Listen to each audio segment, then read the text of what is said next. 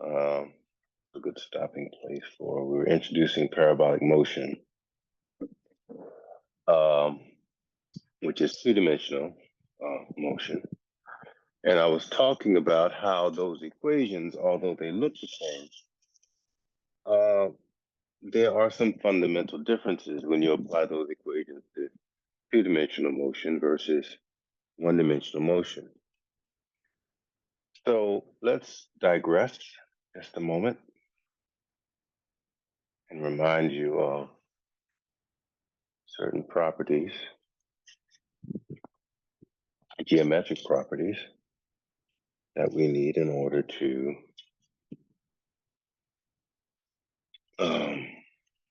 get these. Take this off.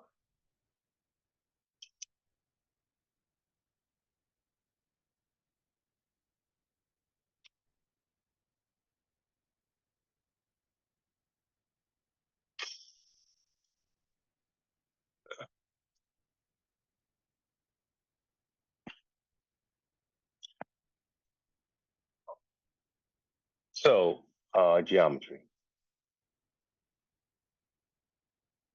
and trig.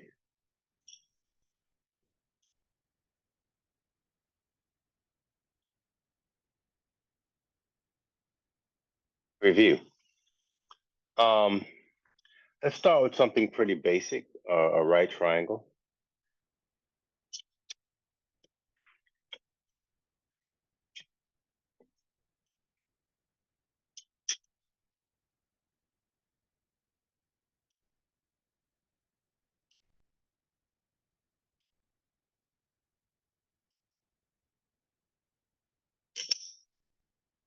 So a right triangle is a triangle that has a 90-degree angle in it. We usually represent a 90-degree angle with a little square like that.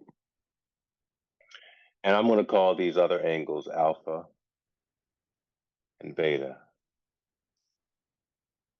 So a couple basic things, right? All triangles, the sum of all the angles of a triangle equal, what do they equal? 180, yes, right? Yes. Of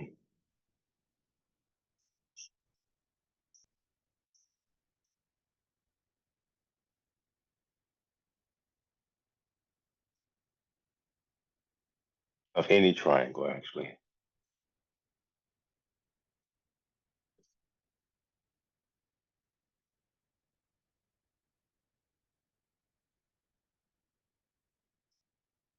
(180 degrees).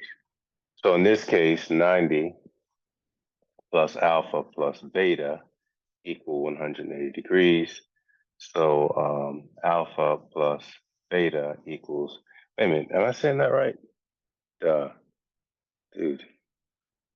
I think I'm making a mistake here. Monday morning brain. It's 360, right? Not 180. Yeah, it's got to be 360. I apologize. Equals 100 at 360. Wait a minute, what? No, I think it's 180. Yeah, it's 180. Right triangle? Yeah, Yeah, for a right right. triangle, it's 180. It's 90 degrees for the 90-degree angle, and the other two parts equal up to 180, like they said too.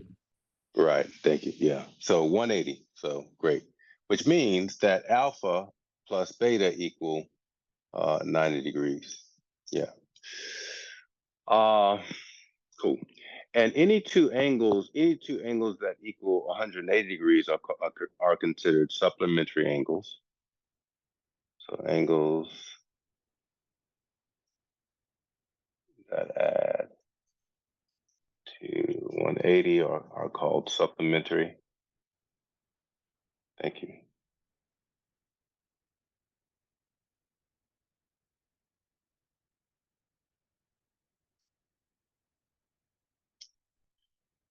Angles that add to 90 degrees are called complementary angles.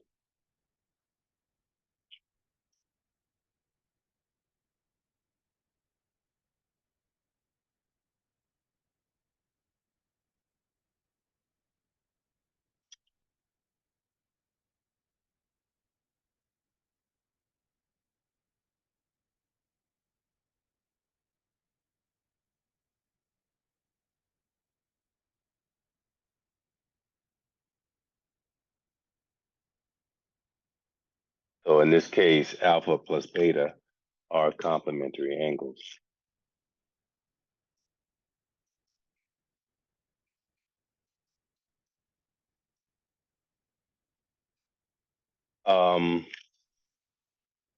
Yeah, and with this guy, you can do the Pythagorean theorem thing. That actually we can introduce the sine, cosine, tangent relationship. So let's go ahead and do that as a definition. And then let's apply them to this right triangle. I guess I do need to erase this. We'll have to come back and write it all down again, but I want all this on the same page.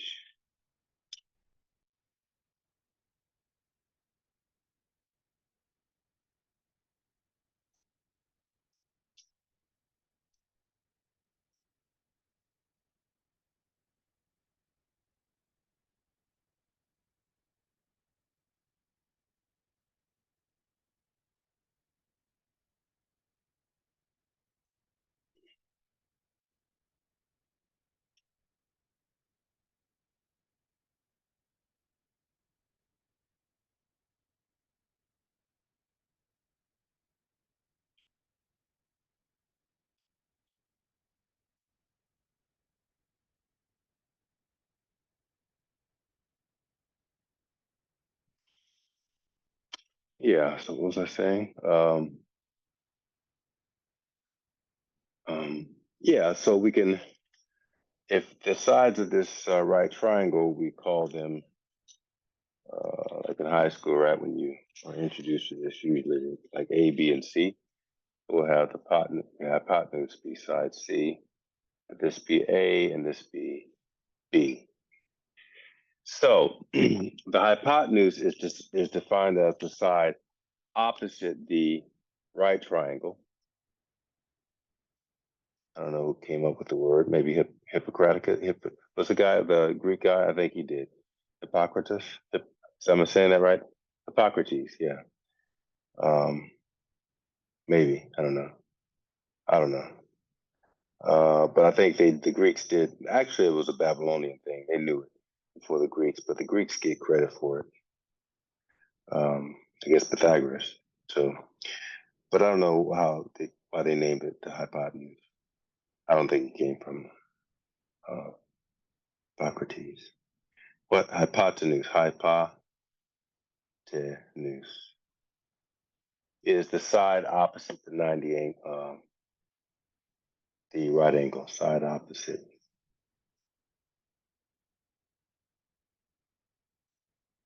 90-degree angle.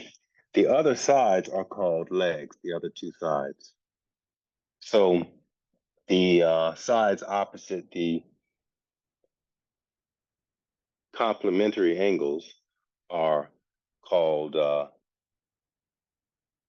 called legs.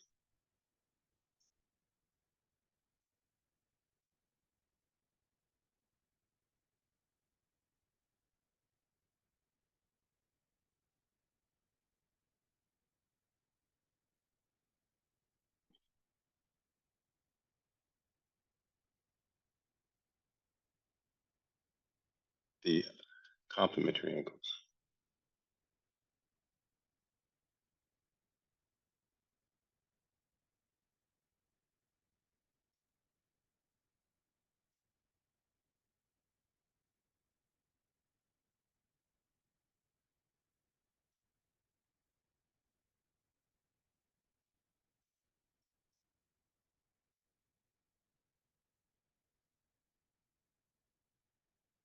Legs.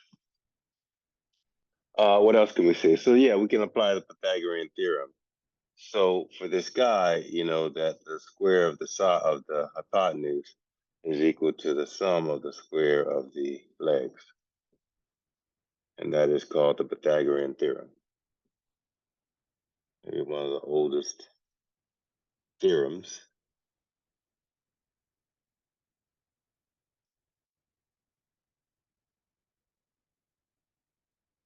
And what is a theorem? It's just a mathematical relationship that seems to work under all circumstances. And so then we give it a more formal name other than a equation. We call it a theorem. This is somewhat a simple theorem, but it's a geometrical theorem that you can prove with all kinds of ways that I've forgotten how to do, other than just applying it. Pythagorean theorem.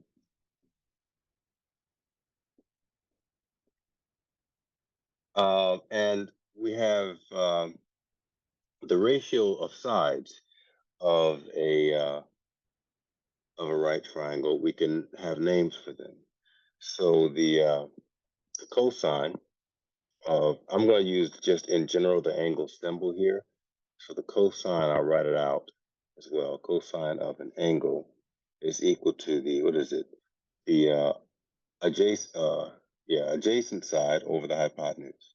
Now, why did the Greeks give these things, or the whoever? I'm going to go with the Babylonians. Why did the Persians give it names?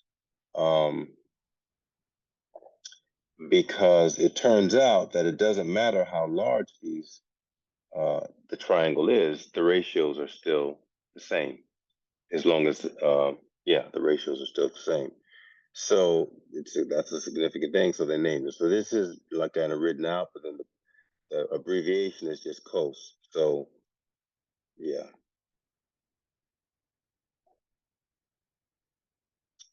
So I'll say also this is the definition, and then sine of an angle is equal to opposite over hypotenuse.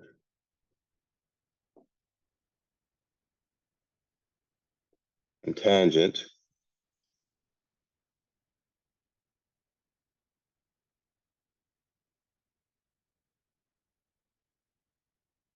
is equal to opposite over adjacent.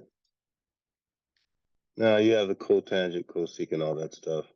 I'm gonna let you review that on your own. It's just the inverse of those. I always flip it up. I think cosecant is the inverse of sine, secant is the inverse of cosine, and cotangent is the inverse of tangent. I always want to say cosecant is the inverse of cosine somehow because they have cos on them, but that's not true. It's the opposite. Um, but I'm not going to write that down. I'll let you review that. If we apply those definitions to this equation, go ahead and do it. Let's do it as a quick class exercise. So find the cosine of beta, the sine of beta, and the tangent of beta. Go ahead and do that in your notes. And if you do that, you'll see some really interesting relationships if you then look at the sine, cosine, and tangent of alpha.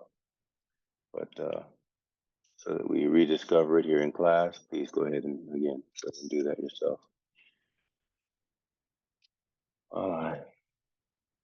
We'll get some ink.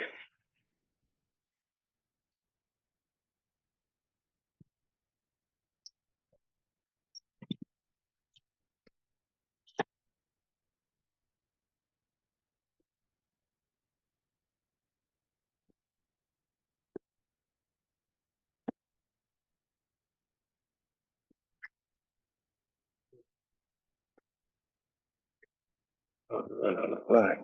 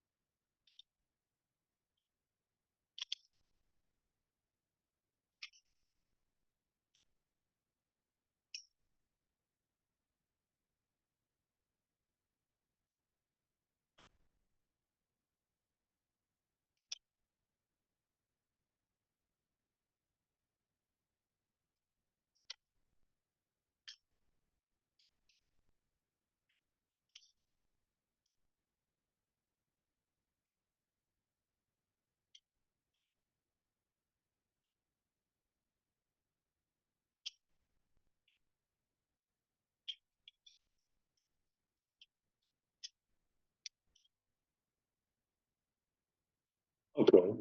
Yeah. So cosine of beta. Lova, you want to tell me what's cosine of beta in terms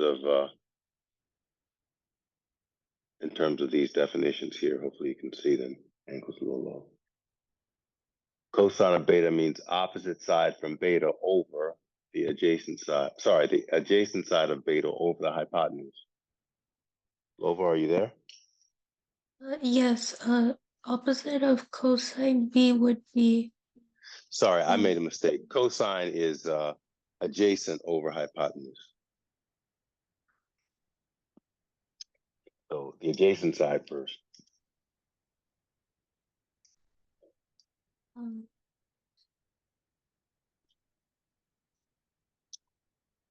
it would be A cosine. Yeah, so complete the sentence. The cosine of beta is what? Cosine of beta is cosine alpha.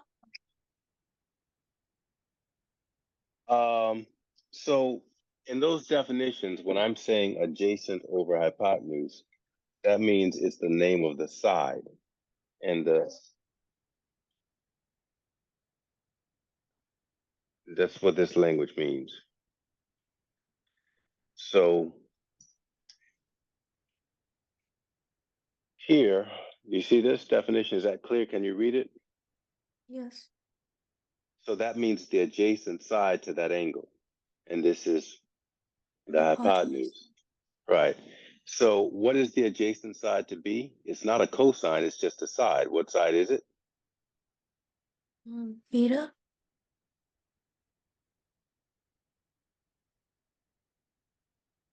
Beta is the angle.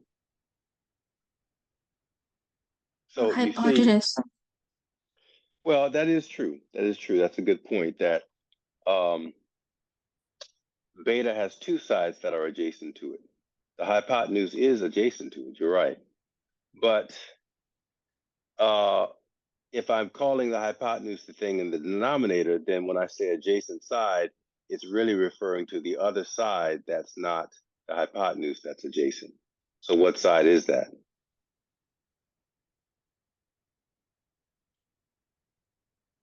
Let me rephrase the question. There are two sides that are adjacent to beta. What are they, Lova?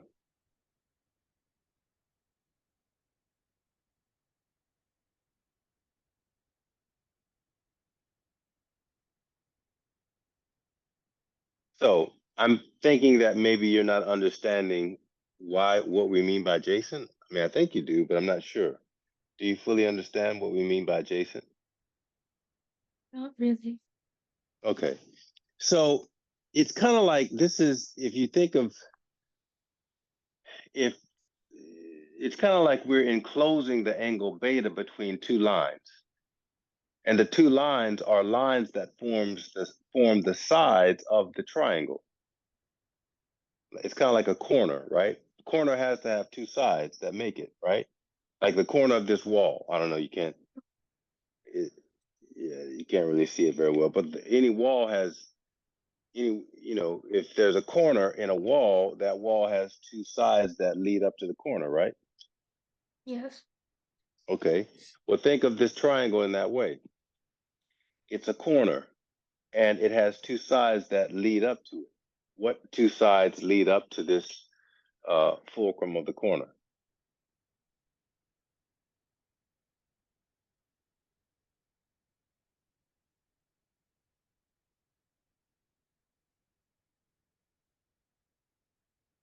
The hypotenuse and the adjacent side. The adjacent side, which has a name. What is the name of that adjacent side?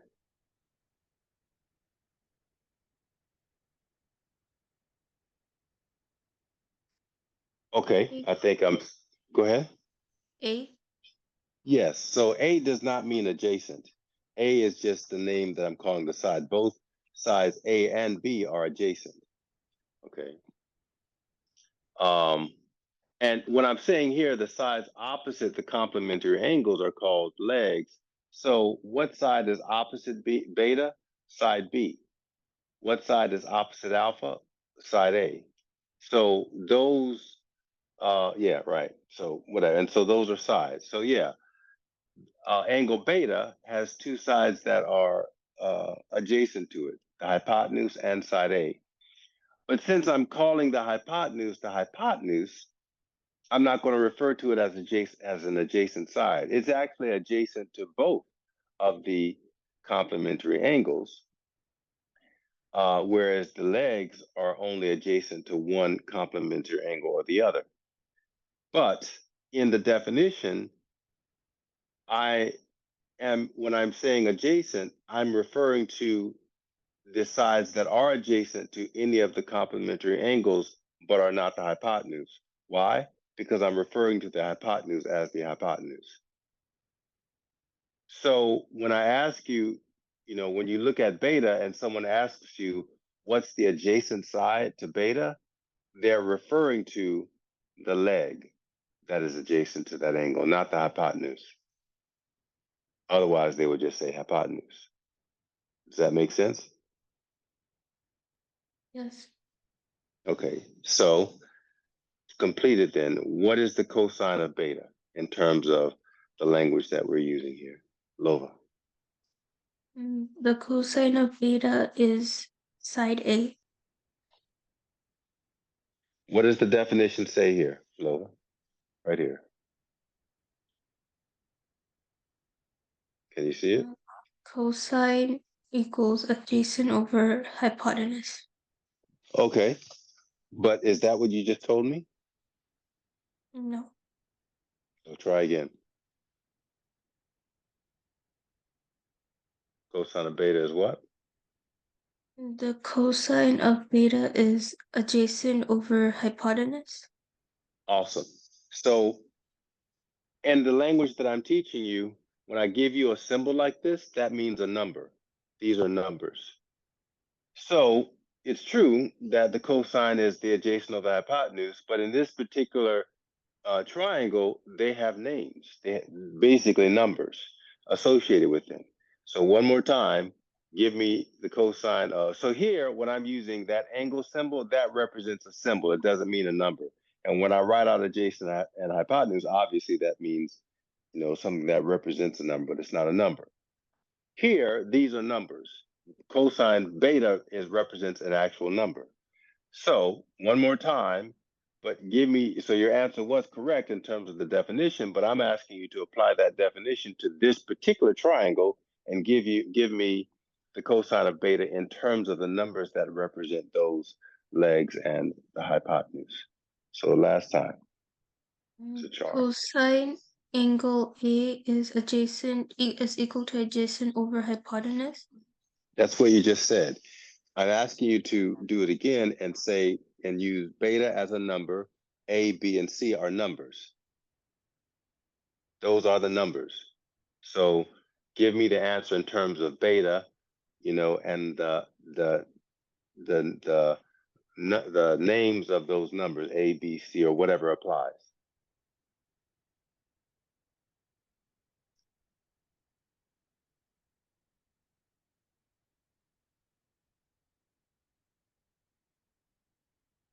Do you understand what I'm asking? I'm kind of confused. Can you formulate your question? What's confusing you?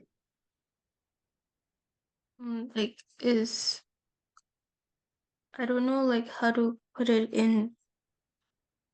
How to answer? Okay. Well, we got to get over this because I think other people might have the same issue. And I really want you to get accustomed to what I'm trying to say. So let's do this.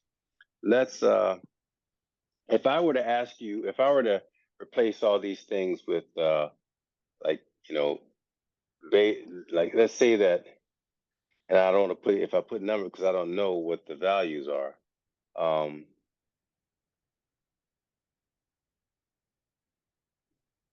Yeah. Um, I don't remember what, let's see.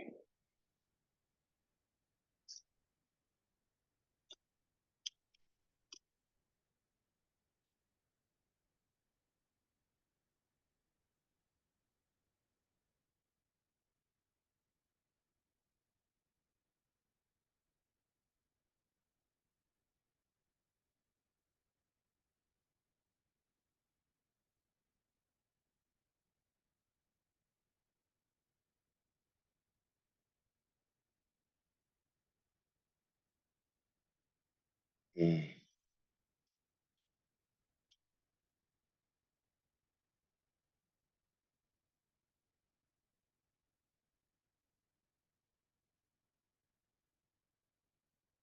Yeah.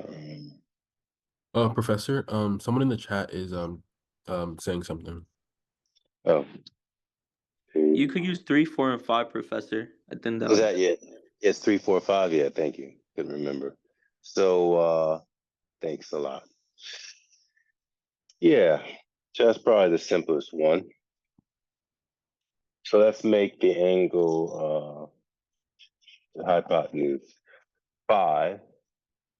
This side was it 4? And this this side 3, and this side 4. We'll do it. Is that right?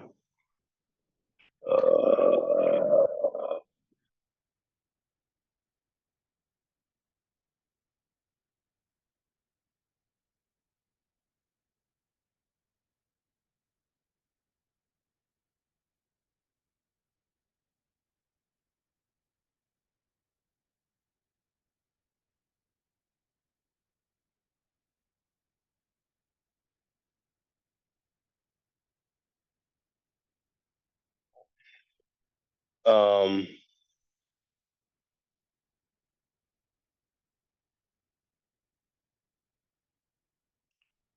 Still, I thought I wanted the angles to turn out to be whole numbers. In this case, that's not necessarily true. That, or am I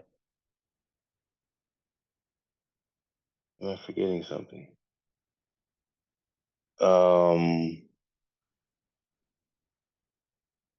Yeah, I was gonna try to do a standard 30, 60, 90 triangle.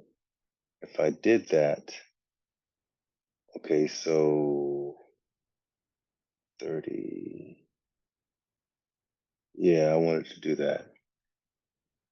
So if that's the case, yeah, I don't think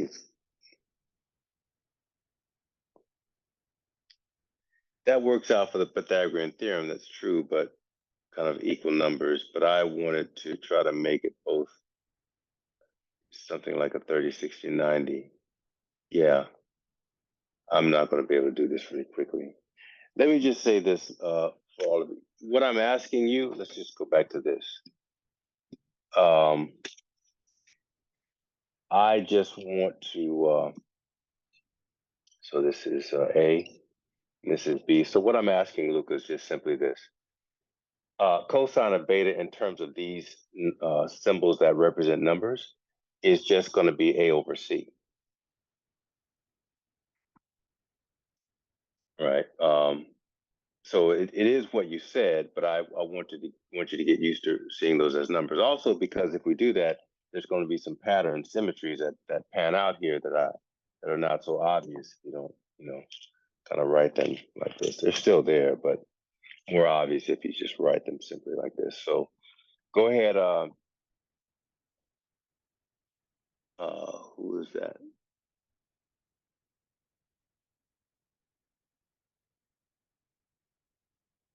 1 and 2 and the square root of 3. Oh, that would work. Cool.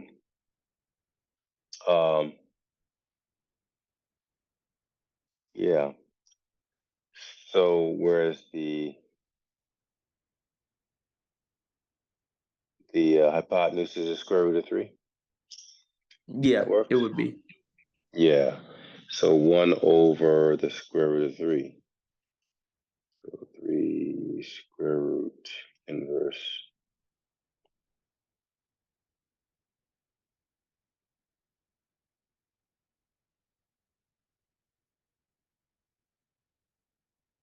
That's it though?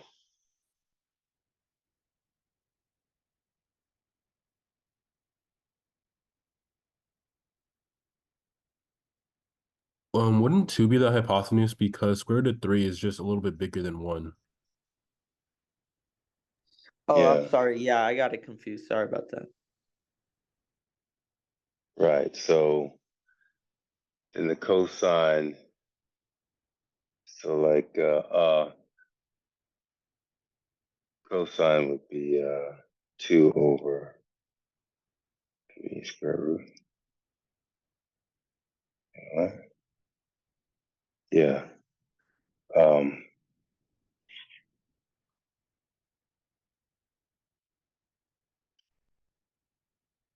Square root of 3 over 2. Yeah. You got it. Awesome. Yeah. Awesome. That's it. I have to remember that. I'm sorry I didn't, but thank you for remembering. Yeah. So it would be, this is the simplest version of this. Well, I guess you could go for rational, irrational numbers, but this guy would work, square root of 3 and 1. And so that would make beta 30 degrees, alpha 60 degrees, and of course the other angle is 90 degrees. So that's essentially what I'm asking. So yeah, if this were a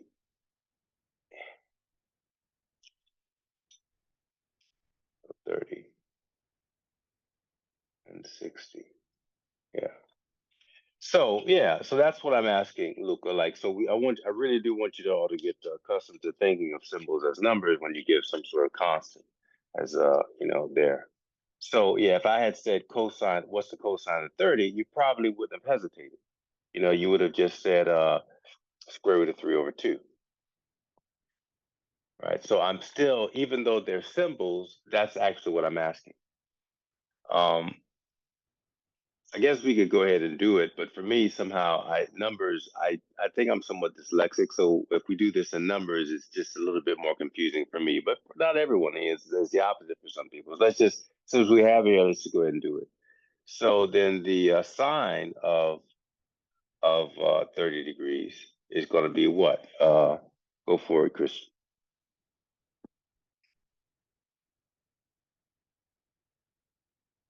Christian? Oh, maybe he doesn't have a mic. Oh, Oh yeah. assuming what is it? Opposite would be 1, and then hypotenuse will be 2, so 1 over 2. Yeah, 1/2. That's right. Okay. And go ahead and do tangent of 30 degrees. Joshua, Nwabuzar. For tangent of 30 degrees, you would be doing 1 over square root of 3. Right, 1 over square root of 3. Now, Malachi, what is the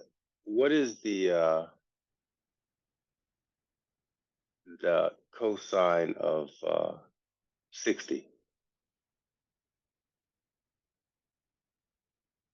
That would be 1 over 2. Yeah, so that's already here, right? So the sine of 30 is the cosine of 60. And what is the sine of 60? Anyone? Actually, no, square root of 3 over 2. Yeah. And the cotangent of, or the tangent of 60 is what? Yeason.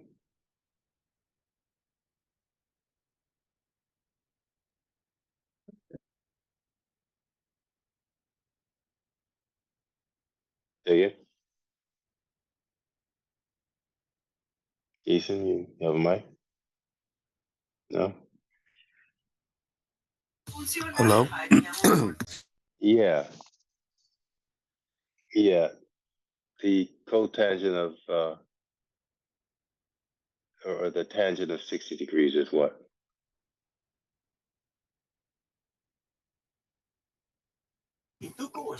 Can you repeat the question? I couldn't hear it. The question is, what is the tangent of 60?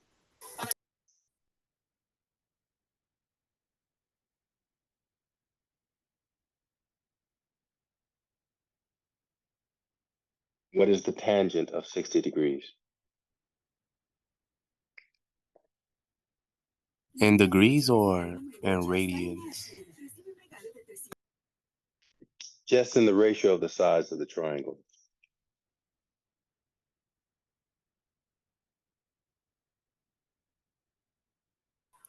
Sorry, I don't know. Okay, no worries. Luca? Would it be 1 over square root of 3? I think it's the opposite, right? It's opposite of hypotenuse. Oh, right. So square root 3 over 1. That's right. Square root of 3 over 1. So really, it's the inverse of basically the tangent of 30 is equal to the inverse of the tangent of 60 or the cotangent of 60. You write it as that as well. Right. Yeah. So that's usually I find that it is nice to go through. I mean, I know you kind of have some ideas, most of you, and for most of you, it's a review, probably all of you, but some of you might know a little bit better than others. And again, I've got numbers up there, but I kind of like it with symbols because it doesn't matter what the numbers are. That's always the case for a right triangle. In fact, yeah. So I'll let you maybe go back. If I were to, I would probably put it in terms of A, B, and C like I had initially, and just arbitrary representations of the angles. And again, that's the beauty of it. That's why they, when you go to a chart to look at it, I mean, there's an infinite number of values for every degree. If I change the degree or I change the length or whatever, I guess they do it in degrees. You're gonna get that. You get these ratios. So the 60, 30, 90 just happens to give you really nice whole numbers. But like if I made this 31 degrees and whatever the length, I'd have to change the length in order to keep it, you know, well, I would have to change the length if I were to extend this line out. So then that would change the angle 60 slightly to something a little bit less. You're still going to have these ratios are going to be equal to one another, even though the numbers would be slightly different, I believe. Yeah. So that's why in the sine, cosine, tangent charts, if you ever see them written out, they're just, I think they just stop at degrees because you could even go within the degrees and it will still give, I mean, it's an infinite number of values that you could have for if you just make them smaller and smaller increments of, degrees to change. And yeah, again, I think the Persians were the first to find this, and this is one of the relationships. It's a very basic, simple relationship, but it's why they were, they based a lot of their, construction and things, on the understanding these ratios. And again, they're just names for the ratios of sides. That's all. But again, no matter what the size of the right triangle is, those ratios happen to be the same for certain values. Or I guess another way I could yeah, whatever. Let's just leave it at that. Yeah, okay. So that's sine, cosine, and tangent.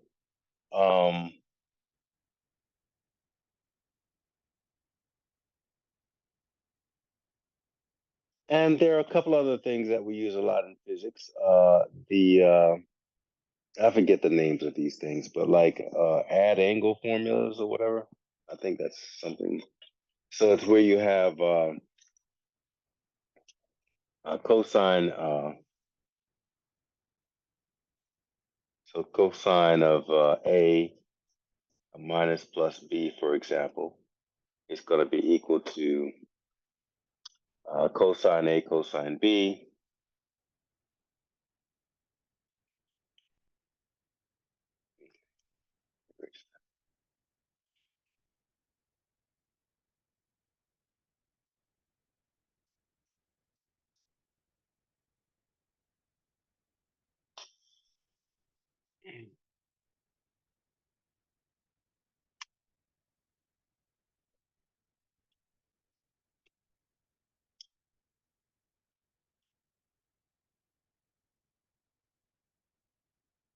And this is going to be plus minus sine A sine B.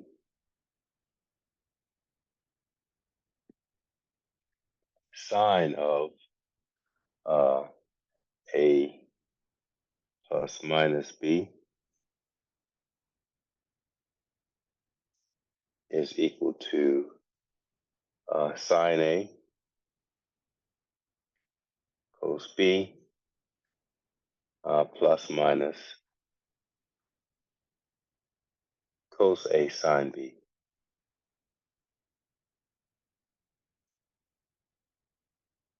What else do we have here? Yeah, we have the law of cosines is a nice one. So actually, the Pythagorean theorem is a special case of the law of cosines. So let's talk about that for a minute.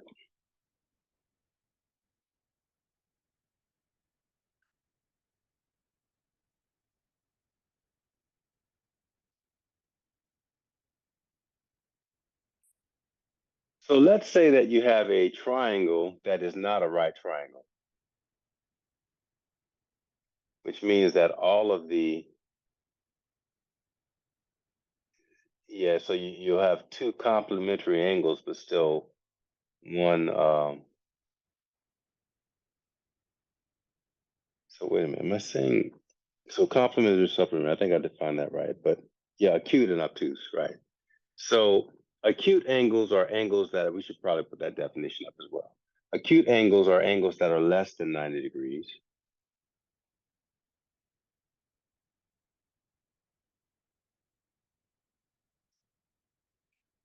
So yeah, let's just say an angle that is, well, you know what? Should write it out. Less than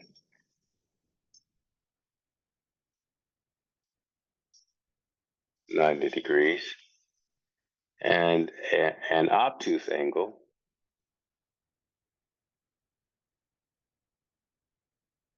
is greater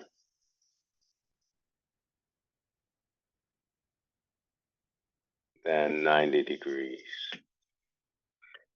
So if you have some triangle that looks like this,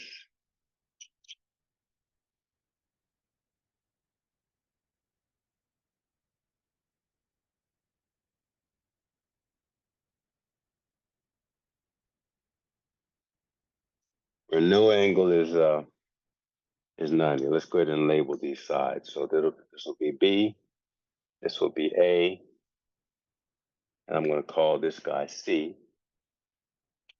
And the angles will have alpha, beta. What is the Greek symbol for C? I don't think they had one. Let's just call it theta.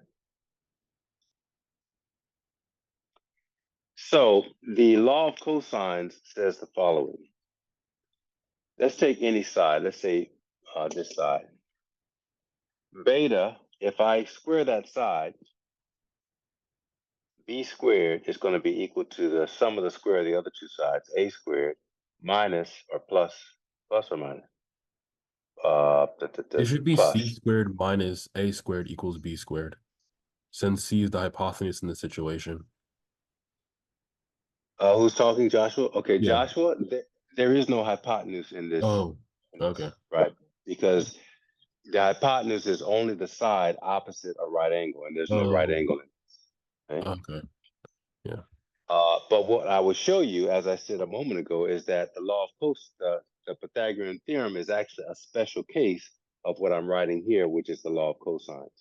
Oh. And the law of cosines says that if I take B squared and I square it, and I add the other two sides, A squared plus C squared, then subtract 2 times, and I think it's going to be A times C or A times, is that right? Hold on. Yeah, so 2 times A times C times the cosine of the side opposite the other side, the side opposite beta.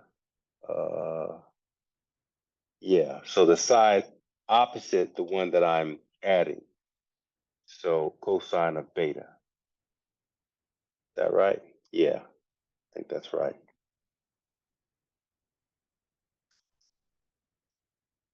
So d squared is.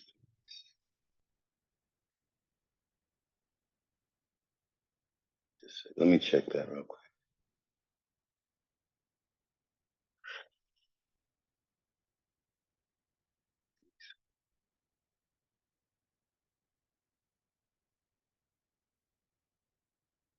Yeah. Yeah, that's right. It's the side opposite the one that I'm summing. So in this case, the side opposite b is beta. So we can keep going. There's three equations that come out of this. Let's do c squared. C squared is equal to a squared plus b squared minus 2 times a times b times the cosine of theta. Now with that one, you can see how it would reduce to c squared equals a squared plus b squared if theta is 90 degrees. Because, and I'll go with you, Joshua, what is the cosine of 90 degrees?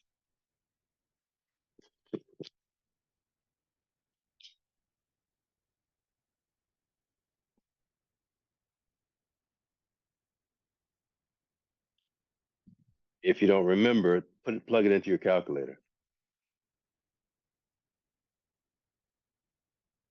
Cosine of 90 degrees is what?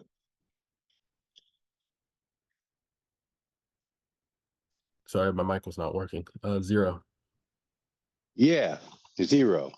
So if theta is 90 degrees, the term, that last term over there, that whole term goes to 0. And we're reduced back to the Pythagorean theorem, right? Does everyone see that?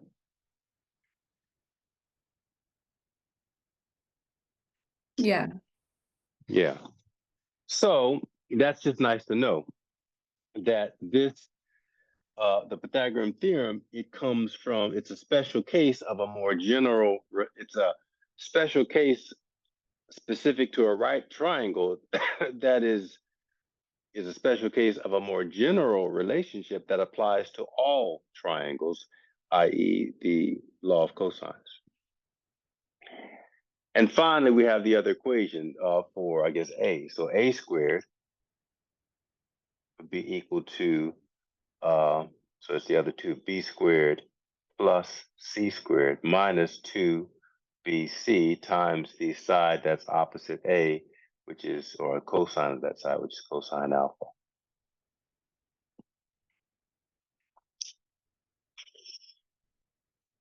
So now, as you're beginning to learn with solving problems, ultimately, as I said, in section 6 of the PST or PPST, the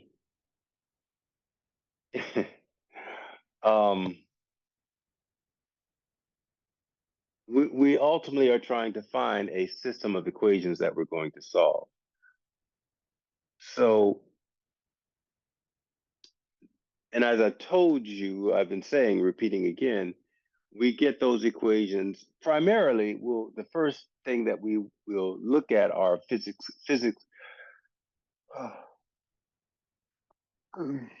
Sorry, physics concepts. Physics concepts. Then mathematical or relationships, based on logic or calculus. But then also geometry and trigonometry. Trigonometric relationships. And you never know where you might ultimately we need to be equally determined, and those disciplines are where we're drawing from in order to get our equations such that we can solve. Physics, calculus, geometry or trig, and logic also is part of just basic logic, is part of mathematics. Sometimes that creeps in and we have to do that as well. Okay. There are double angle formulas, which we use in physics. Actually, why don't I go to the law of sines first, because we can apply the law of sines. There is something called the law of sines.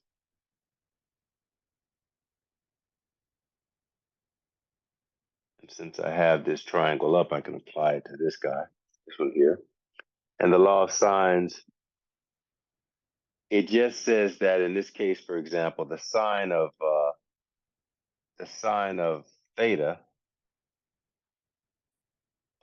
the ratio of the sine of theta over the opposite side C is equal to the ratio of sine of beta, sine of beta over side B, its opposite side. And that's also equal to the ratio of the sine of alpha over its opposite side, which is side A. So I guess you get about 3 equations out of that.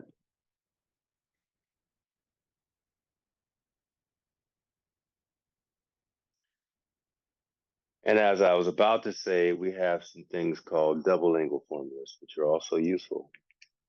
Pop up every now and then.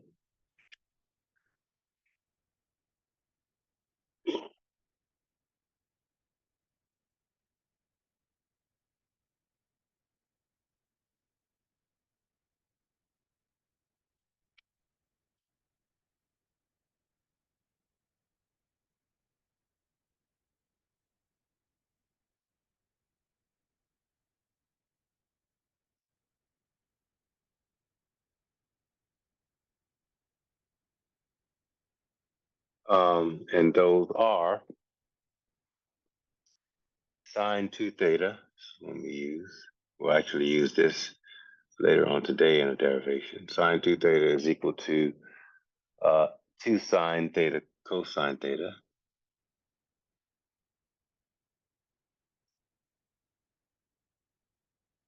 And then there are 3 for cosine. Cosine 2 theta equals cosine squared minus sine squared.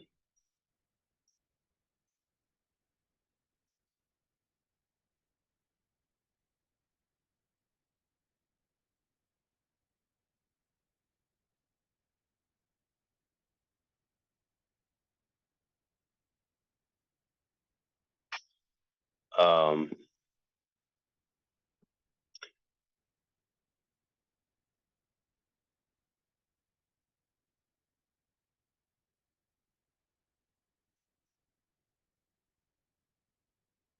two cosine squared theta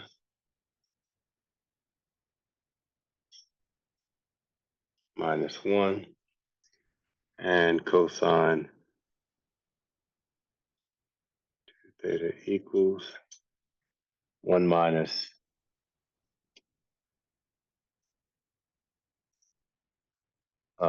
2 sine squared theta.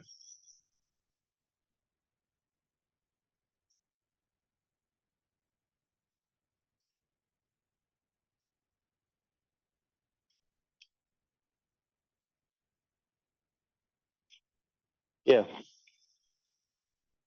So that's our trig review and geometry review.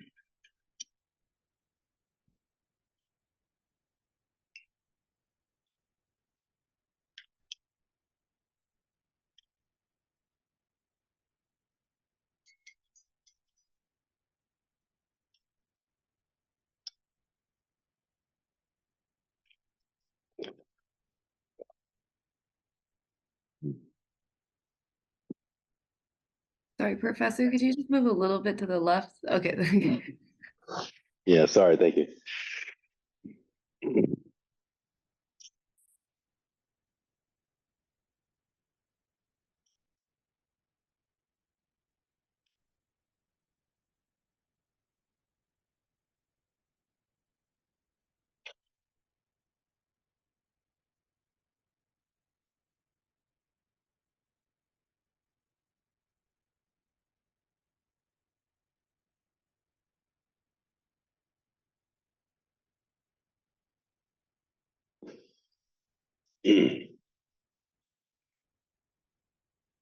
All right.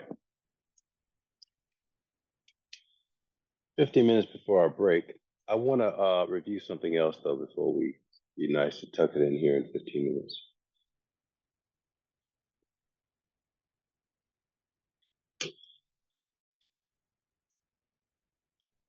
I wanted to look at the quadratic equation and formula again. Something I want to say about that.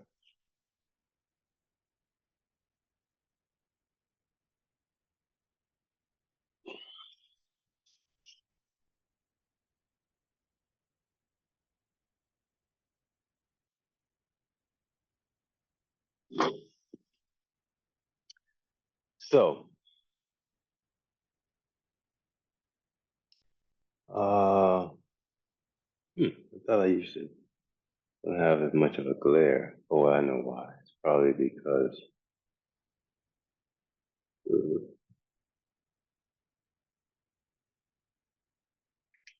let's see if I do it this way.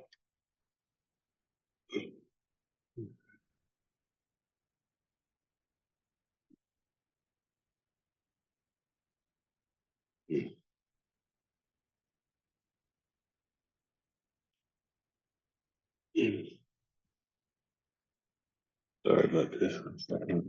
Not here.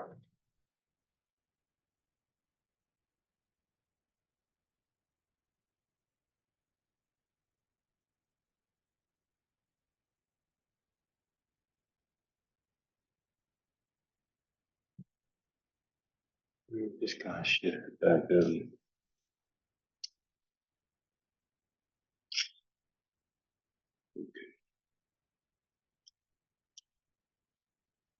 I think I need to go get one of those.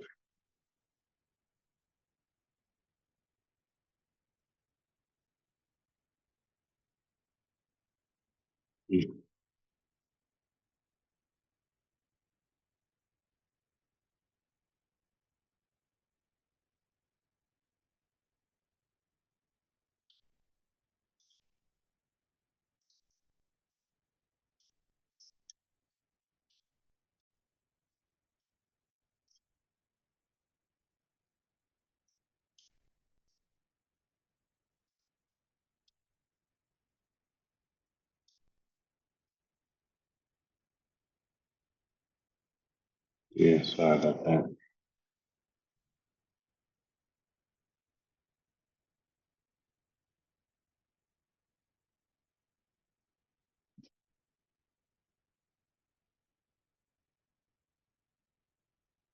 Is that really bad? Can you see? Can you see? Is that glare keeping you from being able to read the board? Anyone? No, I think that looks okay. All right. Sorry about that. A polynomial is a equation that has powers of higher than the power of one. So, simple polynomial y of x equals x to the third, whatever. A quadratic is a special case of a special polynomial where the highest order or highest order of the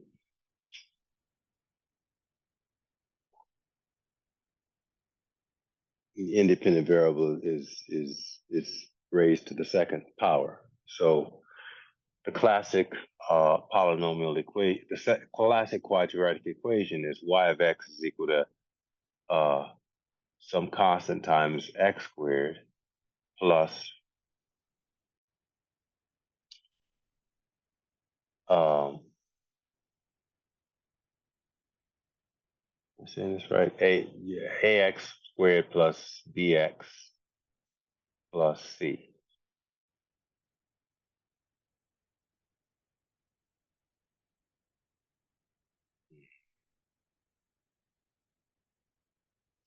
And um,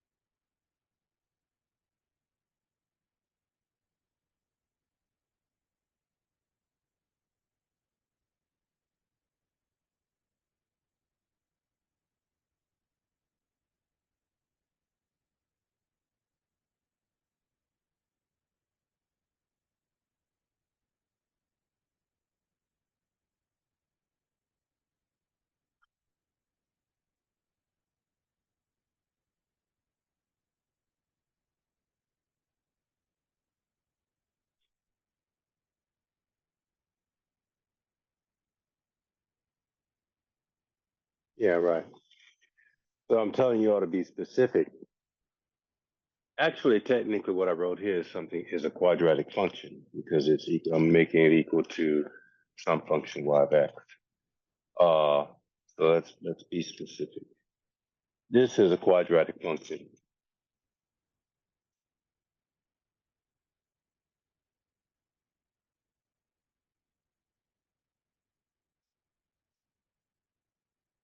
When you let y of x equal 0, that's what we formally call a quadratic equation.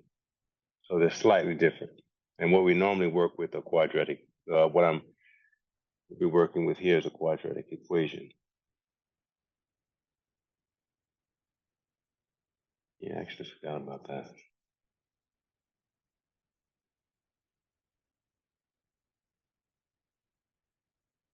And there's a couple ways you can solve polynomials, factoring them, what have you. But the graphical method. But a nice way is something called the quadratic formula, which is what we're going to use to solve this. It's probably the most straightforward analytical method of solving a quadratic equation. So again, 3 ways you can, probably more, but I remember 3 ways of solving. And what do we mean by a solution? We want to find the value of the independent variable that satisfies that equation. So the independent variable is, sorry, the value of the dependent variable that satisfies the equation. Generally, when you're writing, in math, we kind of set it up so that y is the independent variable and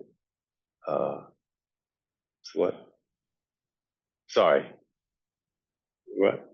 How it mixed? Yeah, x is the dependent variable, and sorry, y is the dependent variable, and x is the independent variable. When you set it up such that generally whatever we graph on the vertical axis is the dependent variable, and it depends upon whatever the horizontal or x values are. So I guess actually this I said it right the first time. X technically is the independent variable. But anyway, you want to find the values of x that satisfy the equation. So you can do that graphically, you can do it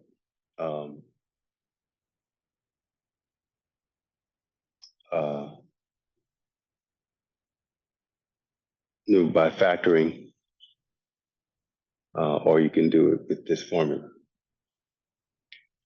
And the formula is that x is equal to, is it minus b plus or minus the square root of b squared minus 4ac over 2a. So you end up having plus and minus solutions. The plus solution, I usually write it as x plus. It's going to be equal to minus b plus this radical divided by 2a. And the minus solution is then minus b minus the radical divided by 2a. Where the radical is the b squared minus 4ac.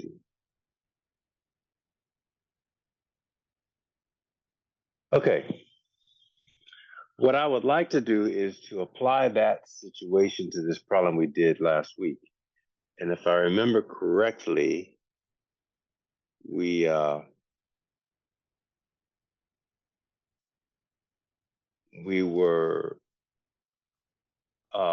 the object where we dropped it from height 30 centimeters.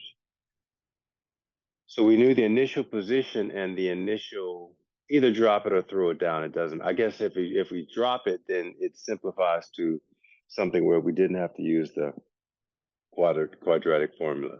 But when I threw it down, I think my initial velocity was 1.5 meters per second, and my initial position was 0.3 meters, right? 30 centimeters.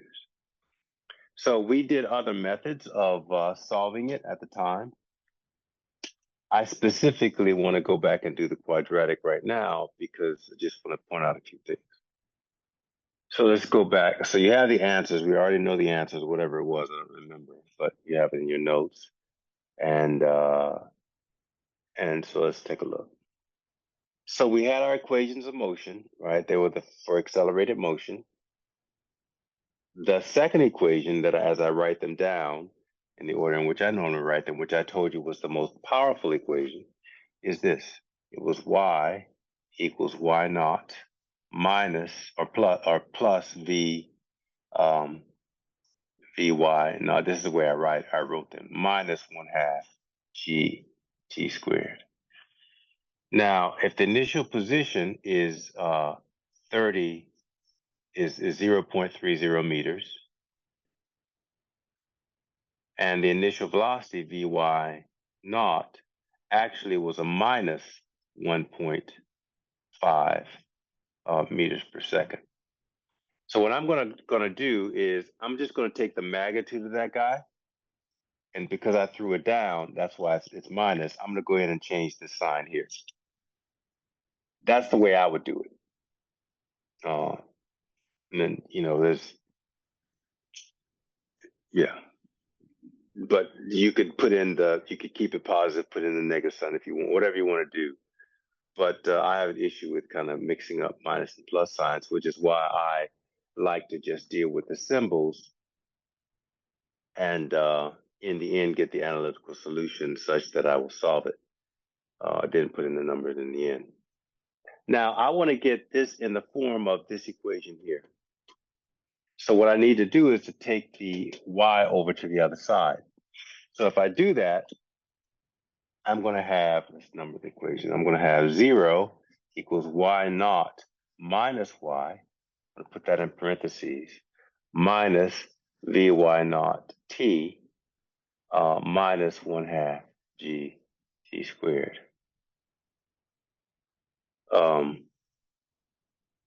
I could have thrown it up as well, actually. And in such case, this would have been positive.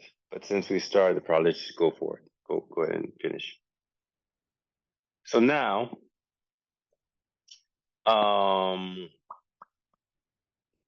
actually note that this thing here, the final position in that case was y naught, which is 0.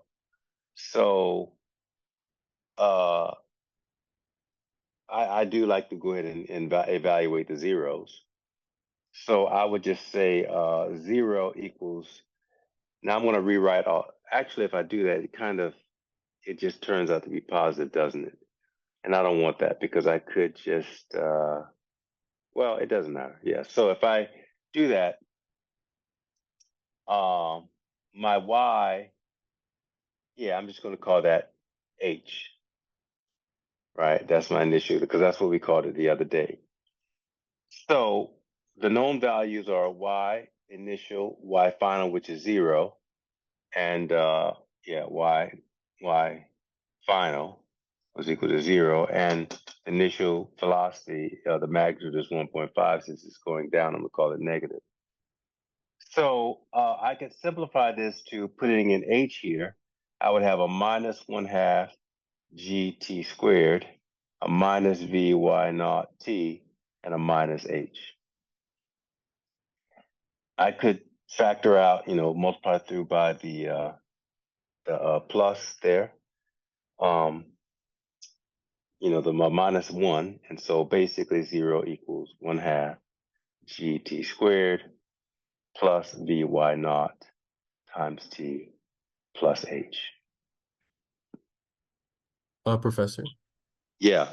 a really quick question. Shouldn't that be positive, h? Because you said y naught minus y, and since y in this situation is the height, which is 0.30, wouldn't it be 0 minus, oh, yeah, no, wouldn't it be h minus 0, not 0 minus h in this situation? Y final, y. So when we call y naught, it's actually oh, maybe you're right. Yeah, y naught is h. You're right. So Yeah. this is y naught. Yeah, y naught is h, and y final was 0. You're right. You're absolutely right. And y final was 0 in our problem, which was just y. So yes. So y naught is h, and this is positive. You're absolutely right. Thank you. Well, yeah. So in that case, I'm just going to keep it like that. I'm not going to multiply through by minus sign. Yeah, you're right. The initial position was H, and it fell down to the ground, which was the final position, and so Y final is 0. So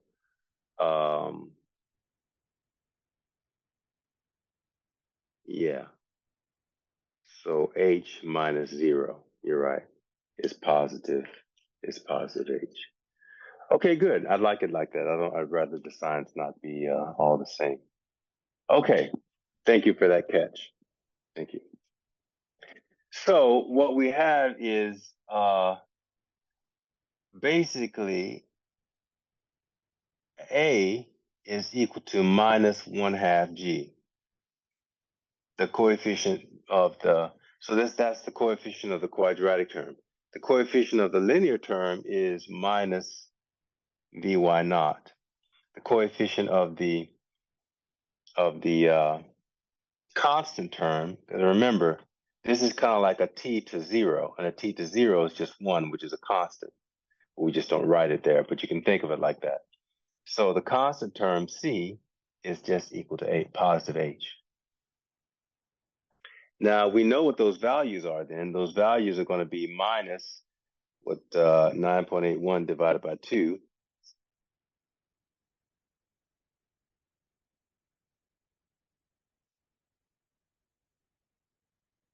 Throw that in 0. So minus 4.905 meters per second squared.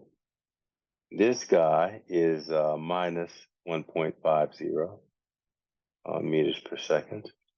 And this guy is 0.30 meters. So we can apply the quadratic equation to those. So let's do that right now.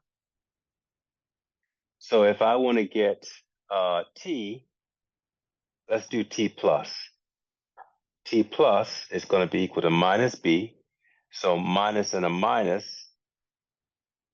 is plus. So 1.5 plus the square root of 1.5 squared minus 4 times a, which is minus 4.905 for AC, and C is 0.3, divided by 2 times A, and A is a minus 4.905. So that should give me 1 time plus. So let's do it. Hope I didn't mess this all up.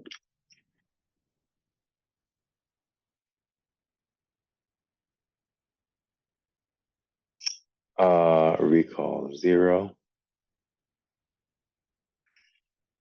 Actually, I'm going to go ahead and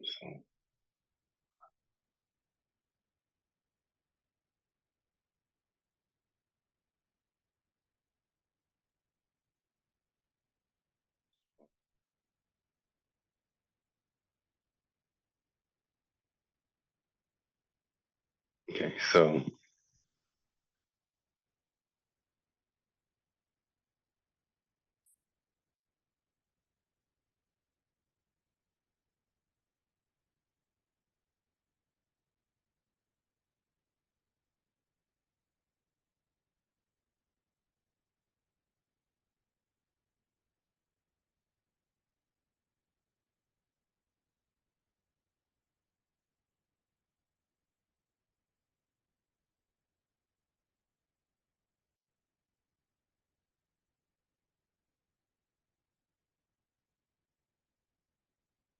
that gives me a negative solution, right? 0.34, 728. That's what I get. Check my math, make sure I didn't do mistakes. So 0.34. And I guess I only took it out to 2 significant digits, so let's just make it 0.35. And we reviewed that significant digit stuff. It can only be, since I only made that 2 significant digits, then the answer can only be the 2 significant digits. So you get like 0.357, blah, blah, blah. I'll just round it back to minus 0.35 seconds. Now, formally, what we say in high school is that there can't be any negative time, so we throw out the negative solution. let's just keep that there for a minute. And then let's go on to the positive solution, which is going to be the one for our, it's just most likely it should be the one that we want for our solution for this particular problem where I threw it down. So that's just the making that the negative, right? So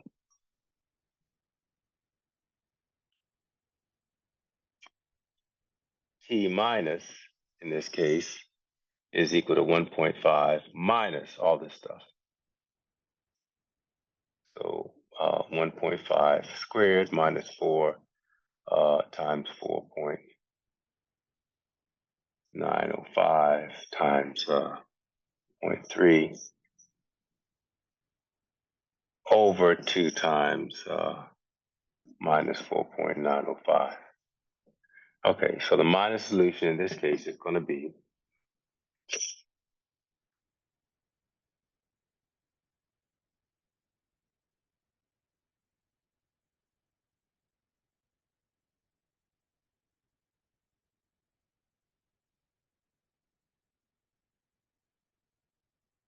wait a minute, did I screw up? I think I screwed up. Did I? It's minus, but a minus, and I might have messed up. Did anyone get this for a solution? And if not, what'd you get? I think I subtracted them and then added them, which I should have added because you get a minus, which is a plus. Let me do that again. Recall 0.3 times and then 4 times. And it's minus and a minus, so it's a plus. 1.5 squared plus. Actually, yeah, I think I might have messed up. Store that. Take the square root. And then, actually, this is the answer for this guy. Because that would be minus, and then I'm adding it. So recall this. Take the square root. If that's a minus, let's do that one. So minus, and then 1.5 plus, and then recall this guy, 2 times minus divided by. So this time I got 0.13 or 0.14 seconds. And over here, this is actually a mistake. It should be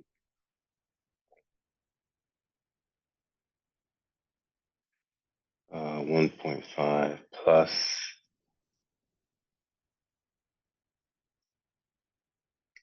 a minus 0.4436.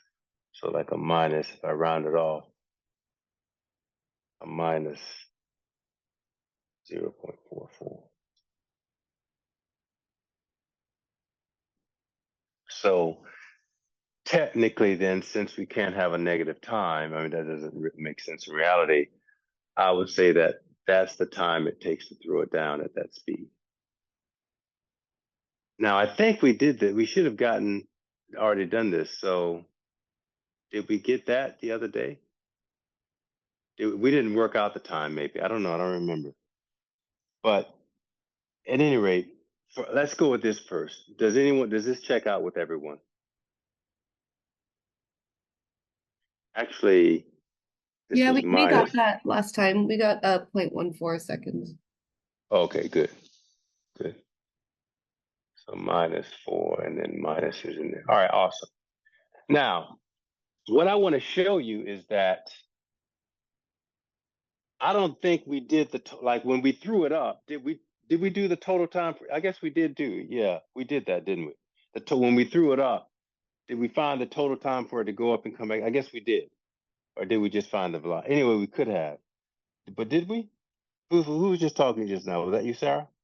Yeah, I have it in my notes that we figured out the time, but it was with the problem with the mass of 0.256 is thrown down with an initial speed. Yeah, throw it down with the The initial speed was 1.5, right? Yeah, yeah. Yeah. Did we throw it up and then see how the total time it's in the air as well, or no? No, we didn't.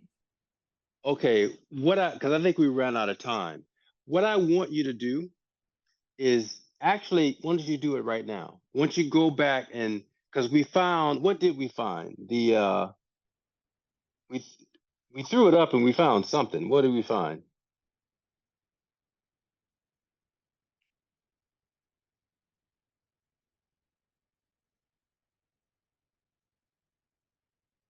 I remember when we were doing that, we discussed about how the difference in the height would somehow like how much force was acting upon it. That's what we were like discussing when we were talking about throwing it up in the air. And I thinking about how much force was working on it or how much acceleration it had at a certain point.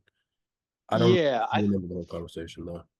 go Oh ahead. wait, Yeah. I think I found it. Yeah, we did figure out the time for throwing up with the initial speed of 1.5. Now, was that the time to go to the maximum height, or was that the time to go up and come back down and hit the ground? I believe it was the time to the total time, which Okay, and what? Go ahead. 0.44, Say again. 0.44 seconds. Awesome. Right. Right. Yes. So that should be correct. So this is what I want to show you is that look, this time actually, if you consider that, it can't be a coincidence that I'm getting minus 0.44 here, seconds here, and that time when we did it throwing up was 0.44 seconds. That's no coincidence. In fact, this is that time. Now, in high school, we were taught to throw out the negative solutions from the quadratic because it doesn't mean anything. But what I want to offer to you now is that that wasn't true. It was only true for kind of basic math and physics where you're not, you know, it's only the reality of that particular problem. But what we actually see here is that the mathematics is giving you other possibilities that you could have chosen. It actually kind of gets into quantum mechanics, actually. And I mean, it's the way I think about it. I've never heard anyone explain it this way. But, like in quantum mechanics, does anyone remember that movie Interstellar? With was the guy from Texas, Interstellar. It was, Oh, there's a couple. McConaughey, right? Yeah, Yeah, yeah, I McConaughey remember that. Yeah. and what's the actress? Really great actress, redhead. She was his daughter, and she grew up and she became an astronaut, and they were traveling all over space fair. Well, she's what's her name? Anyway, it was one of the first movies where they dramatized a black hole. And for now, all movies use this picture now for the black hole. But that was the first time that was, I think, some theoreticians a few years previously had kind of theorized what a black hole would look like. Because I don't think we had seen one at the time. Because you can't see it, right? Because it's a black hole. But somehow, like they dramatized the event horizon, and it's just really kind of funky picture that looks kind of like this. Right. But it's all everything like energy is for reasons I don't want to get into now that we think a lot of energy is lost on the event horizon and it's hot, it shines. So this is a really bright kind of thing here, you know, and it's some other stuff going, but it's hard to draw it here. But anyway, but in that movie, so when she's a kid, there's something going on in her closet. There's like a noise in her closet, and like bump goes in the night. And he comes in and he comforts her because every time he comes in, the noise is not there. But sure enough, when he goes out, there's something bumping around in the closet. Years later, they're both astronauts. They're on different missions, and somehow he gets next to a black hole, and he goes into the black hole, or he's in it or something. I think he gets sucked in or something. And inside the black hole, he's looking at what seems to be like a mirror, but there's that like hundreds or thousands. Basically, he's in the closet and he's trying to communicate with the daughter, but there's all these different options of things that he could have done, like possible actions he could take. I think either trying to communicate with the daughter or maybe he was looking at possible actions he could have taken while he was in the room talking to the daughter. And so again, this is years later. He's like 30 years old or whatever. 30 years later, she's 28, late mid-20s or 30s or something. He's like 60s, and they're out on different missions. I can't remember the exact plot of the movie, but basically, he's in there, and there's all these different possible closets. It's almost like I don't know how to even explain it, but he's inside the black hole, right? So, Hollywood tries. It's no way you can really kind of portray reality, but essentially, quantum mechanics suggests that. So, what we kind of talk about now is you might have heard of a term called a timeline. A timeline is any individual, you could map out a timeline for their life of all the actions and interactions that they had. Now, so right now I'm on a timeline. And in this timeline, I'm talking to you right now. I'm trying to teach you some physics. And in the way that I'm doing that, like, just let's take something very basic and simple, like I'm using my hands to communicate. Well, in this particular time, I said a word and I made a hand gesture, and that hand gesture was like this. Well, I could have said the same word and made the hand gesture like this, or I could have made the hand gesture and raised my eyebrow. There's an infinite number of things I could have done just in that choices that I could have done just in that moment. But I didn't I didn't choose all of those possibilities. I chose one, and that became part of my actual real timeline for my life. And you can take that kind of logic and apply it to any choice you make as you move along time in your life. Now, quantum mechanics says that, quantum mechanics, for reasons we may talk about in Physics 39, is not based on calculus. It's based on statistics, probabilistic mathematics. And the reason is kind of what I'm talking about now, because you start talking about when you make a measurement of a system, you talk about the most probable result that you can get as opposed to the exact results that you get with calculus. And the reason is because there's a couple reasons, but one is because we know that whenever we measure a system, there's no way we actually change it by the process of measuring it. And in quantum mechanics, we apply this to quantum particles and quantum systems. But because the universe is made of quantum particles, somehow that quantum mechanics has, as I talked about this the other day, has to manifest in some way to the macroscopic world. Well, one way that it obviously does, well, I guess from a kind of a pedagogical point of view, that might not be obvious if you as a person doesn't know that. But anytime you measure a system, ultimately we're using light to see the system and so that we can get results back. But the light is an electromagnetic wave. It has fields, it has energy. So by shining, just by shining light on the system, it's never going to be what it was before we shine the light on it.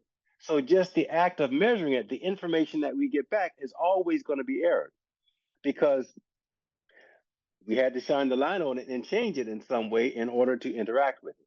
Now, when I shine a light on this wall, right, the changes that I make to it, or when I shine a light on the edge of this, some particle like a ball, and I want to measure how far it is from some reference frame, the momentum of the light is so small that it doesn't change it relative to enough that it's obvious. So that's why we say that we get an exact measurement, because the errors for when you apply quantum physics to macroscopic particles, the quantum mechanical terms are so small that they're practically negligible. But it's still not an exact result, but we say it is because it's exact for whatever order of magnitude of stuff that we're working with. But in fact, in reality, we have changed it just by measuring it. So there's no possible way that we can get an exact measurement. That's a whole thing in quantum mechanics, Heisenberg uncertainty principle. And but here the point that I want to get back to is that when I'm even looking at myself, right, and talking about how I'm interacting with you, I am making choices, right? I'm making choices based on all the possible choices that I could make as I move along my timeline. So here's the thing. Once I make a choice, what happens to all those other choices? Are they real or are they not real? Were they ever real? Well, logic states that they have to be real because if they're not real, physically somehow real, and you can define that however you want. You know, it's easy to define real when we're talking about picking up an object. Is it real? Is it really happening? It's easy to talk about a positive time as being real for the option of the thing we you know, of this when we the situation when we threw it down. But we could have thrown it up. And if we threw it up, then this would be positive and this thing would be negative. So I'm trying to relate that to how we explained it in quantum mechanics.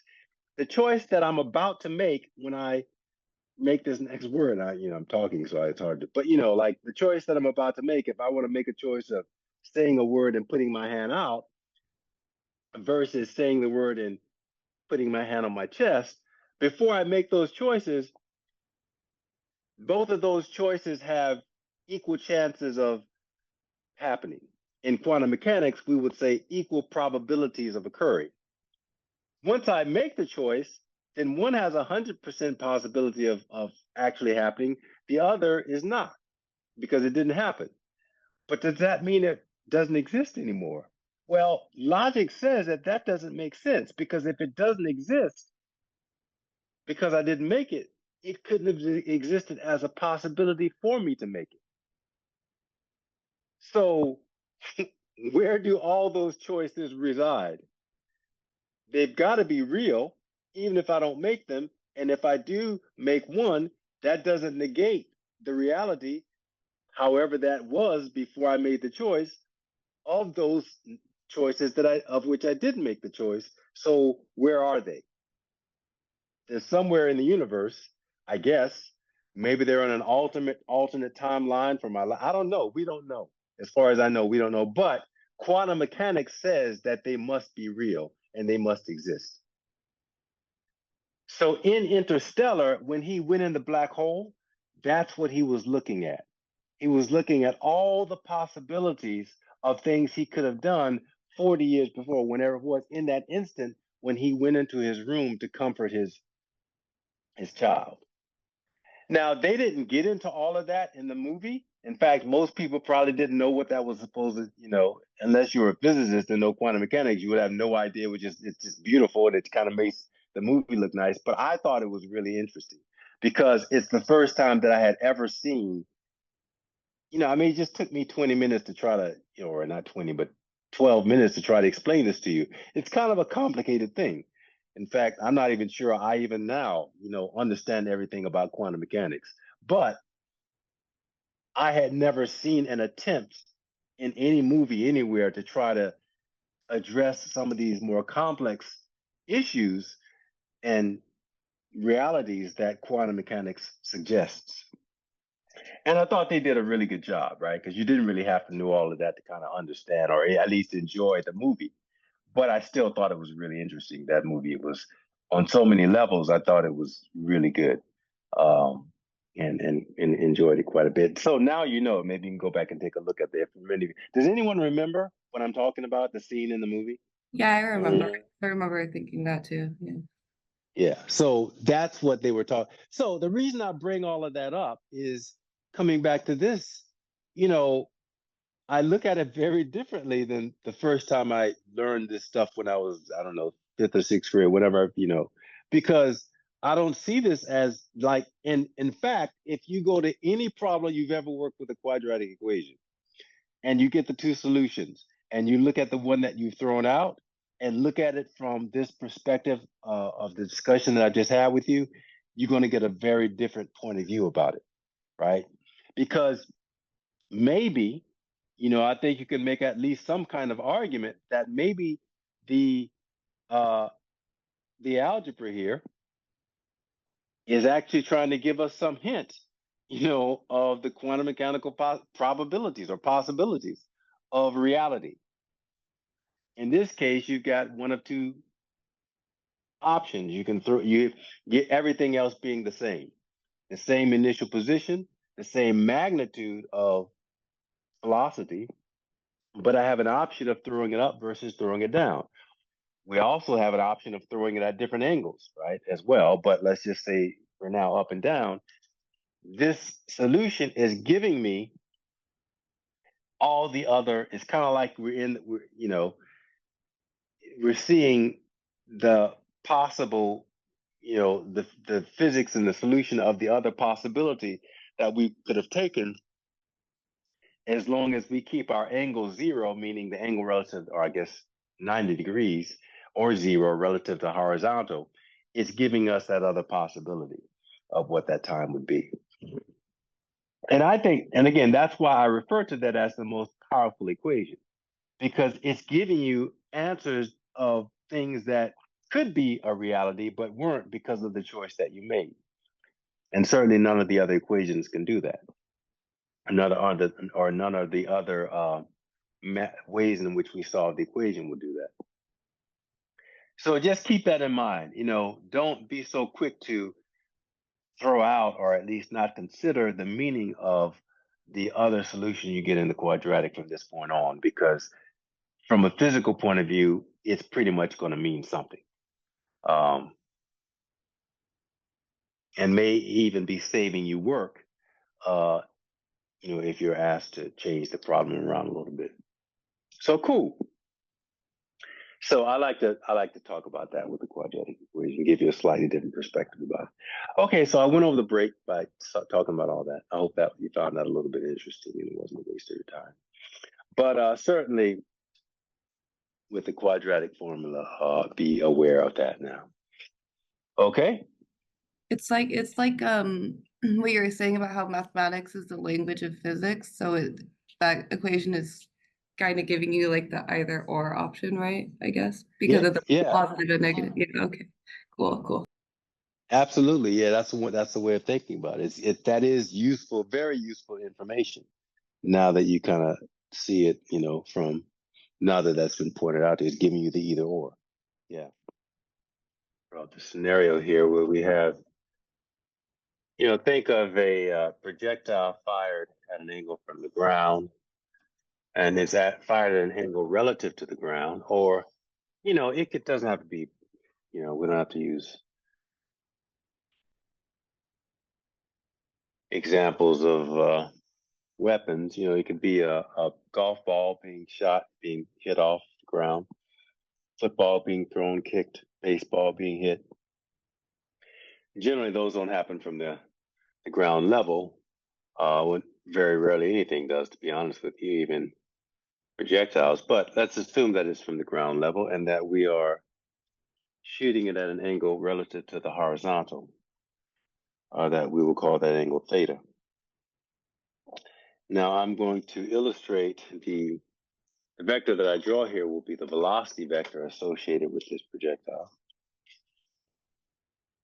And it's just an arbitrary angle here.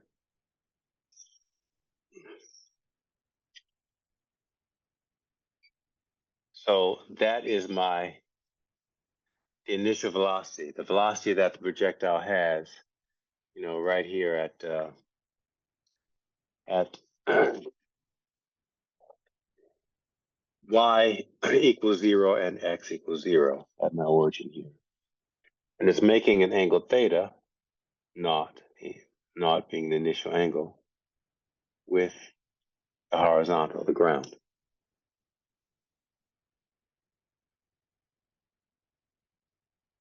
Now, I think we had gotten this far where I had said that we could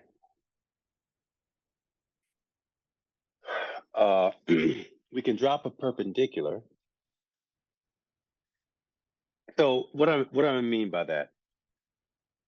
So these vectors, they're not physical. They don't represent anything physical, but I could come here and place something physical at that angle, right? At the angle that theta naught, like a like this ruler.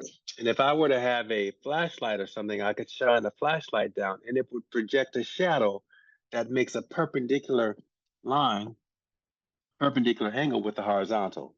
So when we say drop a perpendicular, that's shorthand language for that kind of visual, right? Where we want to find the projection of that vector, the perpendicular projection of that vector onto the x-axis.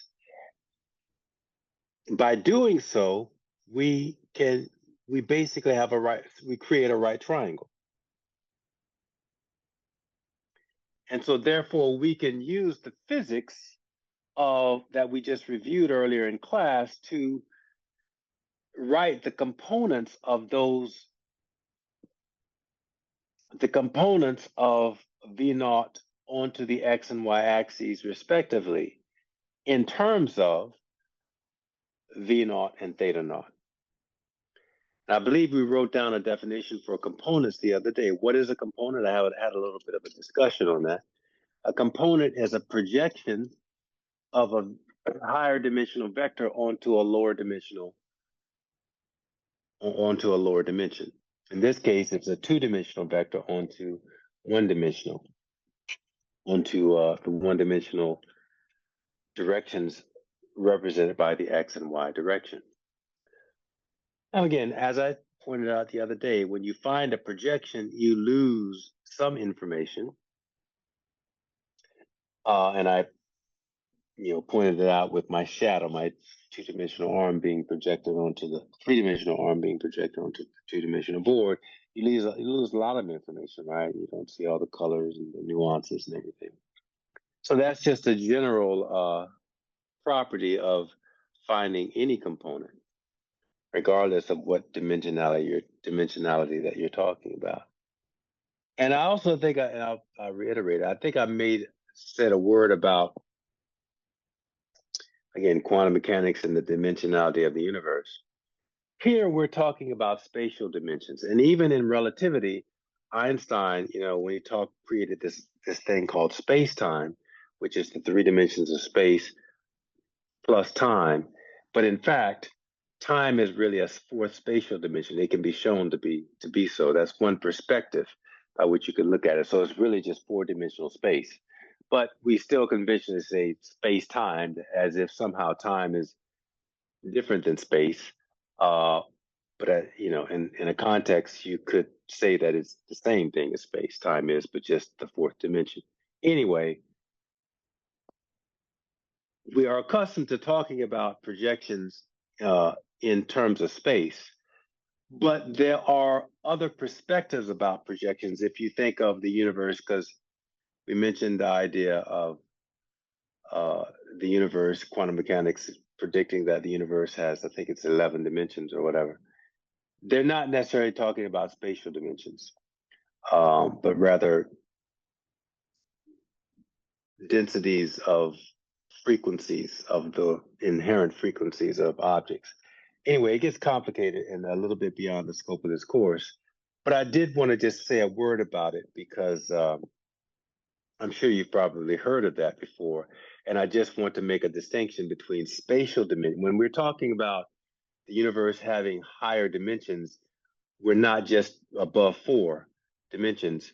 We're not necessarily talking about spatial dimensions. So just wanted to throw that out there. Anyway, back to this. So we can find the components and we can use our geometry and trigonometry to do so. We can represent, obviously this is going to be the x component here, which I'm going to call Vx naught. So V naught or V naught x, I guess I'll just use V naught x is this guy. And this component here, which I can project back over to the y-axis by dropping a perpendicular to the y-axis,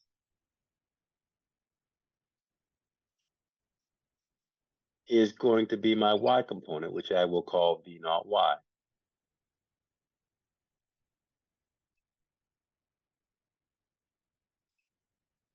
Of course, they're vectors having both magnitude and direction. And I can write those things in terms of those quantities in terms of my, my initial values, V naught and and theta naught. So I will do that here. I will say in terms of my initial stuff, V naught, well, again, we also have the Pythagorean theorem. So V naught squared is equal to V naught x squared plus V naught y squared.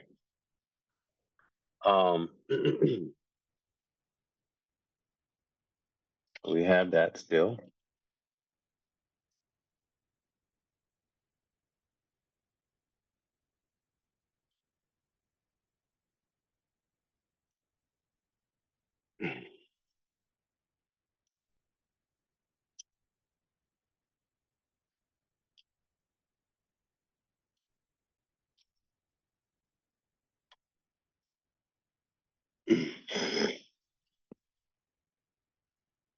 um,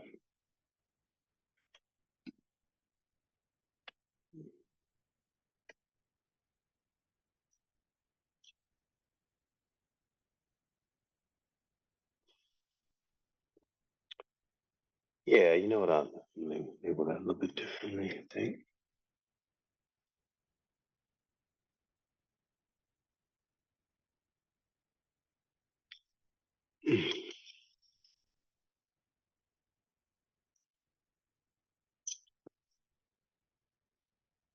We have that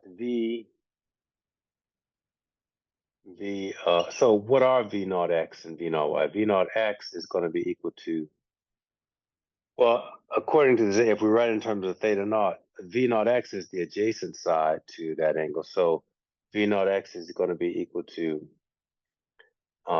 V naught times the cosine of theta, because as we just determined, cosine theta is opposite of hypotenuse. Hypotenuse in this case is V naught. Maybe I should put that here so that's more obvious. And the legs are V naught X and V naught Y. So that will give me that V naught Y is equal to V naught times the sine of theta naught. And tangent of theta naught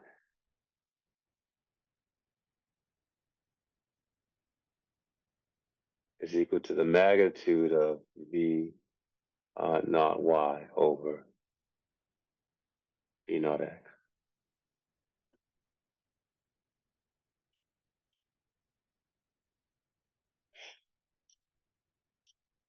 Now, so whenever we now write down, I'm going to write down the equations of motion again.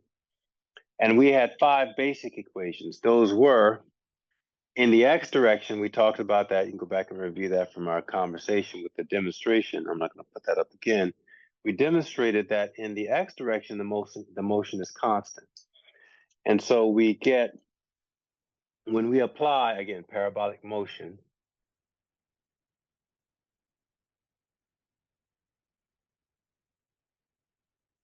the criteria for parabolic motion is that AY is equal to negative G, and that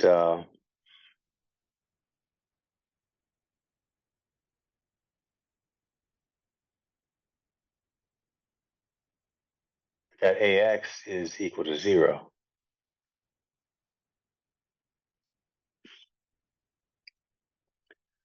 So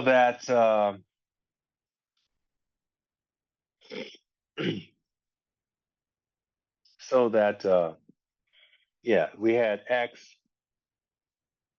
equals X naught plus Vx naught T, then V naught Y, Vy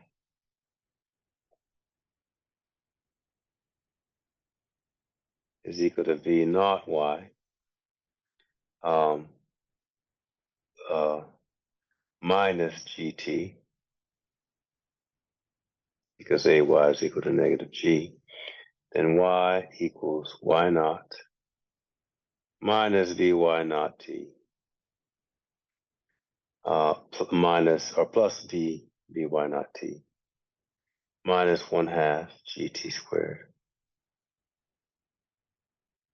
Vy squared equals V naught y squared minus 2g delta y and delta y equals 1/2 V naught y or Vy naught plus Vy times t. Now we got that by applying this criteria to the 14 equations associated with general motion in x, general motion in y, and free fall. All of those 14 equations, just 5 survived: the one for constant motion in x and the 4 free fall equations. But what I was saying, and this thing is the point that we ended the class on, is that these are not quite the same equations, because in one-dimensional motion, Vx naught, for example, is a constant. I guess it's still a constant here because of the nature of the motion. But it also has geometric relationship to the initial velocity and the initial angle. So in other words, Vx naught actually equals V naught cosine theta. So in your book, you might see the equation written as such: x equals x naught plus V naught cosine theta times t. And the same for the y motion here. The V naught y is actually equal to V naught sine theta naught. And you could put them in there, so on and so forth. I like to distinguish between the algebra and the geometry. So I always write the equations like this, when I'm when I'm presenting them in this fashion. So I separate the algebra from the geometry.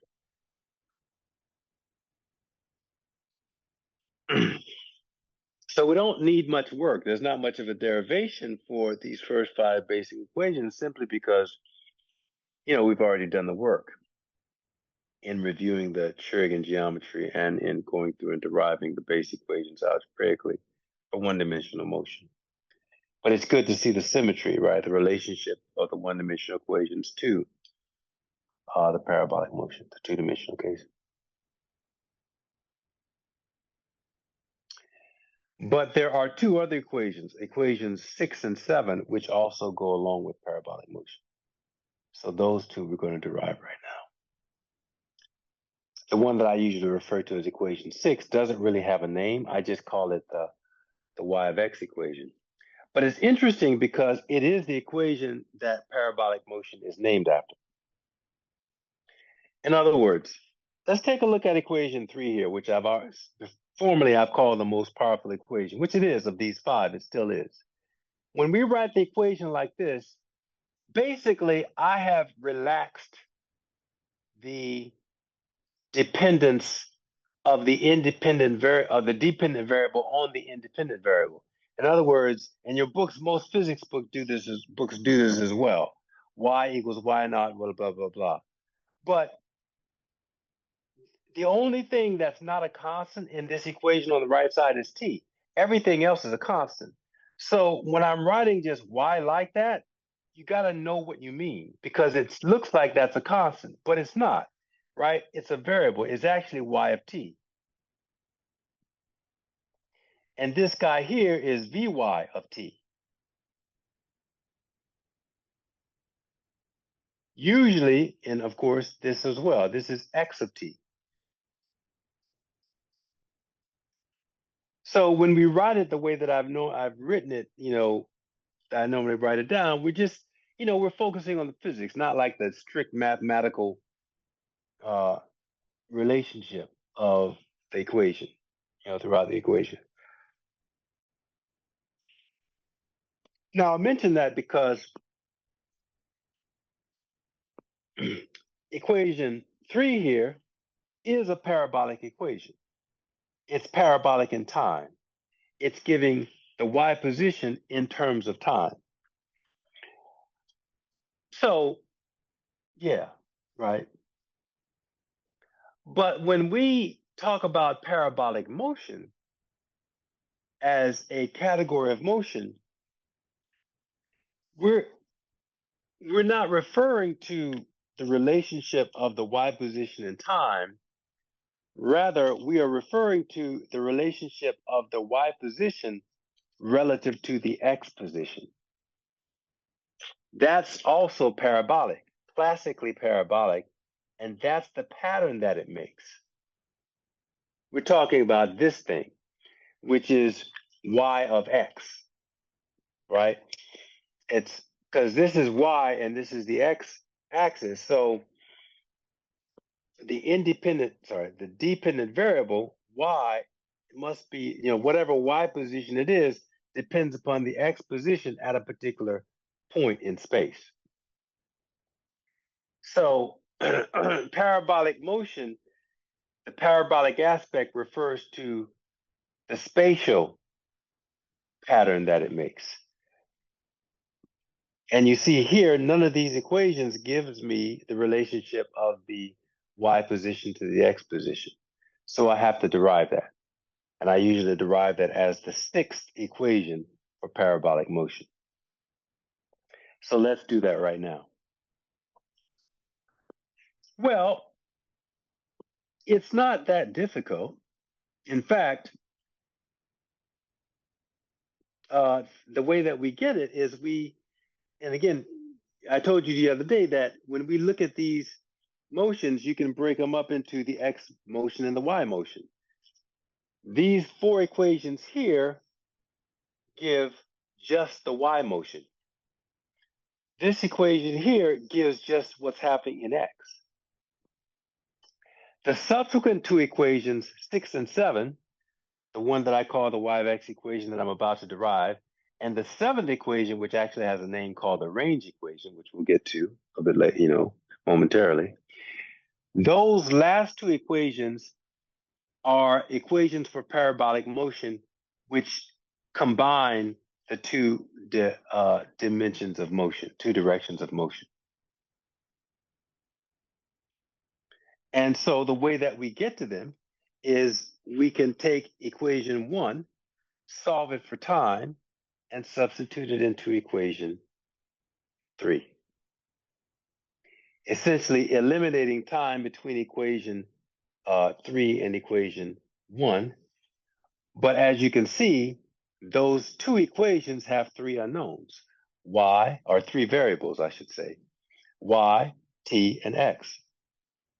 So if I eliminate equation t between the two equations, then I can get the two variables that are left, namely y and x, in terms of one another. And what we will see is that they have a parabolic relationship relative to one another, that y becomes parabolic in x, as opposed to parabolic in t per equation 3. Does that make sense? Understand what I'm saying?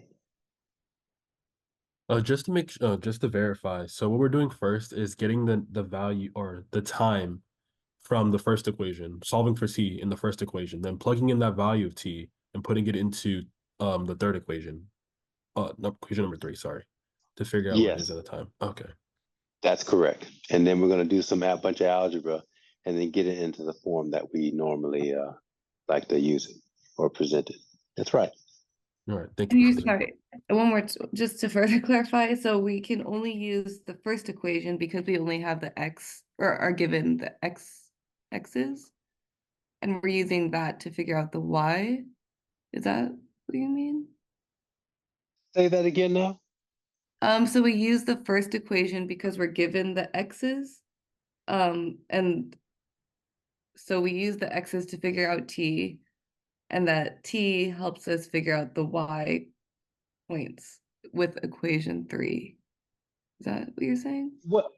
Well, no. I think you're overthinking it.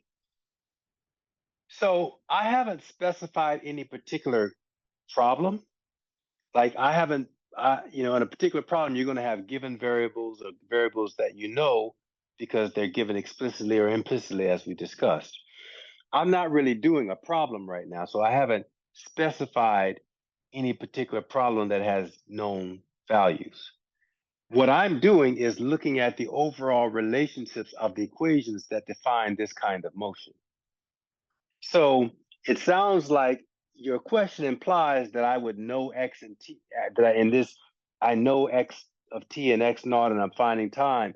I don't know anything right now. These are just the equations that define the motion, but I'm manipulating them because there are certain conventional ways that we like to present the equations as the basic equations, as the equations for parabolic motion. And what I'm saying is that these first 5 equations are more straightforward because they come directly out of the combination, the fact that parabolic motion is a combination of linear motion in the x and y direction.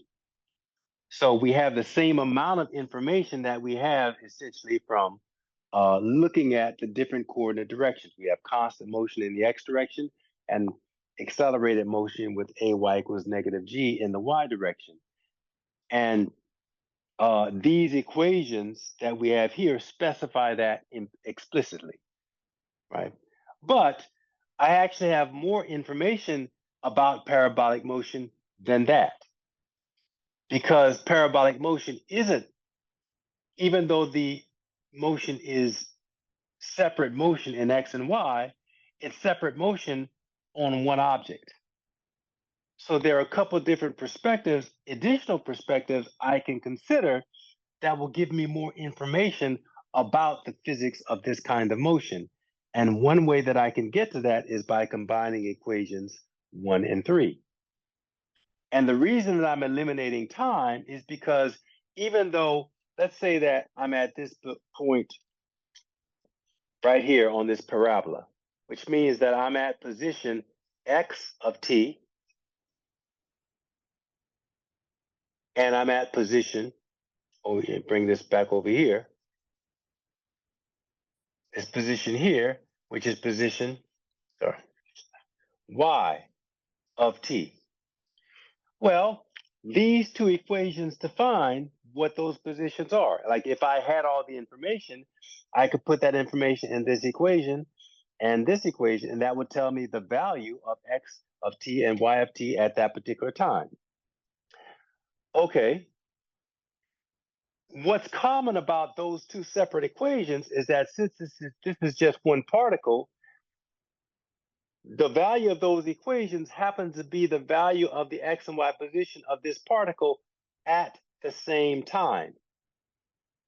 So what relates equation 1 and equation 2 is that for any particular value of x and y at a given time, they occur at the same time. So I know that the time in equation 1 is the same as the time in equation 2. Okay. Sorry, equation 3. That makes so sense. So I can combine. Yeah. Sorry to interrupt. Oh, no. Sorry. I see what you're saying now. It's just that you're saying the t in the first equation should be the same as the t in the third equation because of its Yes. Okay. For any given position of the particle along this parabolic path. That's correct. That's what I'm saying. So conveniently, I'm just going to eliminate time between those two equations and see what it gives me. That's why I'm doing this. And in anticipation of what it's giving me, I've told you that what it's going to give me is a parabola, but not a parabola in t as equation 3 does, but a parabola in x. And that is what this whole motion is named. It's that equation that the whole motion, the category of motion, is named after, not this equation. So I like to point that out because I don't want people to be confused. Because this is a parabolic equation in t, but that's not what this name of the motion is referring to. It's referring to the equation that I'm about to derive. Does that make sense? Yeah, that makes sense now. Thank you. Okay. So the way I get to it is, as you've been pointing out, we're going to basically, I kind of write here, plug. Well, let's just go ahead and solve equation 1 for t. So I call this equation 6. Yeah. Yeah. So so then t then is equal to x minus x naught, and I've dropped the explicit dependence there just for space, over Vx naught. We've done something like this before in the one-dimensional case, but when we were deriving this guy back in one dimension. But so now I'm going to take 6 and plug it into 3. Excuse me. And so that's going to give me, now, because I'm eliminating t everywhere, and then the only other variable will be x, I'm going to go ahead and change this to y of x right now. So this is going to be y of x is going to be equal to y naught, that's still there, that's just a constant, times vy naught times basically x minus x naught over Vx naught, and there's a plus here, okay? And then the minus 1/2 g times t squared, and that's going to be x minus x naught over Vx naught quantity squared. Okay, we got some algebra and stuff to do here. Now remember that Vy naught is equal to V naught sine theta, and Vx naught is equal to V naught cosine theta. I'm going to put these as Roman numeral equations up here. I told you I like to keep them separate. So we'll call that I think I started doing that before and then backed off. 3 and then 4. Okay. I'm going to go ahead and put all that stuff in. So equation 8 here, y of x equals y naught. Vy naught is going to be, let's put V naught sine of theta naught over Vx naught, which is V naught cosine of theta naught, and then times the basically delta x. So it's just, but you know what? I want to keep it as x minus x naught for right now. X minus x naught minus 1/2 g, and let's write this like this is going to be basically g over 2, but Vx naught is V naught cosine theta. And remember that's squared. So it's going to be V naught squared times cos squared theta naught. All of that times x minus x naught quantity squared.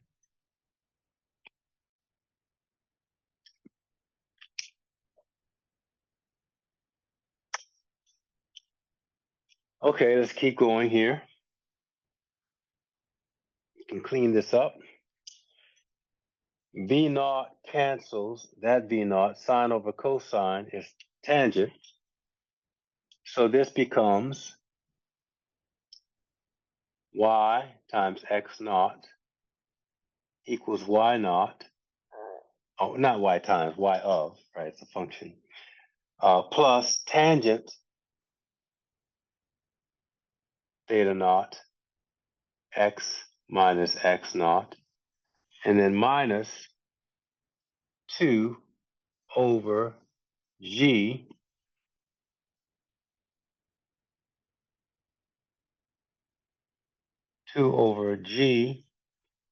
v naught squared cos squared theta naught, and then x minus x naught quantity squared.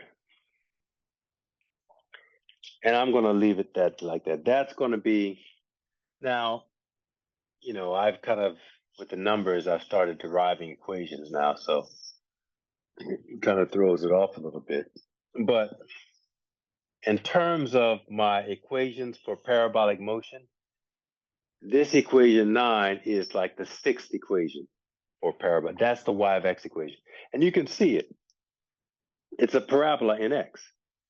I could write it kind of a little bit more shorthand and kind of show it. So it's kind of like, if I take this y naught over here, I have y minus y naught. So one way to write this is like a delta y equals tangent theta naught. And I can still write it as a delta y of x. Okay, so it's a function. That's yeah. So then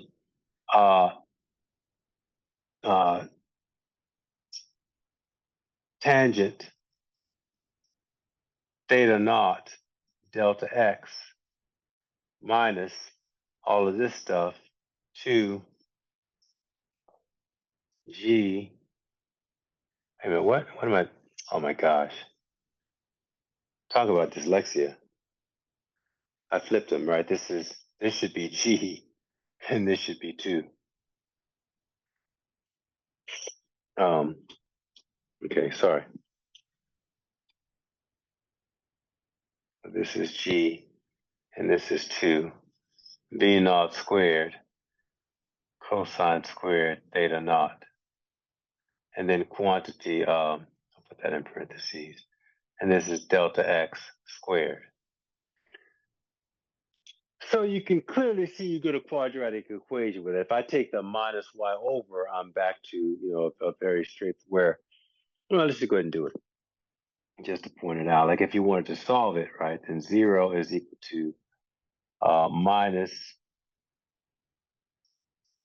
g 2v naught squared cos squared theta naught delta x squared plus tangent theta naught delta x minus y, delta y of x. Now, really, we like to keep that as y of x not as the, but I'm just trying to point out. So in this case, so this would be the quadratic equation, and a would be equal to minus g over 2v naught squared cos squared theta naught. B is equal to tangent theta naught, and C is equal to minus delta y of x. And so parabolic motion actually gets its name from this equation, whatever representation you want. I generally keep it like this. So, yeah, that's the 6th equation for parabolic motion, the 5 basic ones, and then the y of x equation. Any questions about that before we derive the last 7th equation or physics equation for parabolic motion? A quick question I do have is that, do we need to have it in this state, or is the original version of just simply having it as y of x equal to y naught plus tangent of the delta of x minus g, like the equation 9? Can we keep it as equation 9 if we use it like in other things, or do we have to have it fully expanded as in equation 11 or step 11? No, you can keep it like equation 9. In fact, as I said, that's the one that I prefer. By the way, you might have just misstated, but understand this tangent, the delta x is not the argument of tangent. That's why I placed it in parentheses. Just the theta naught is the argument of that angle. Yeah, it's times. Yeah, it's times, right? Yeah. Yeah. Yeah. But yeah, you can keep it as equation 9, and that's so. Like when I write down the equations for parabolic motion, it's that's the one that I write down, equation 9. So it's these guy 4, and then that guy, and then the one I'm about to write for you, and that's the form that I like to have it. But I just wanted to show you, I'm just pointing out things. So I guess it's obvious it's parabolic from that point of view too, but it might not be from some people. But here, this just explicitly shows what we mean, what the constants are and what the variables are in terms of delta x. Okay? Yes, thank you, Professor. Yeah. Anything else?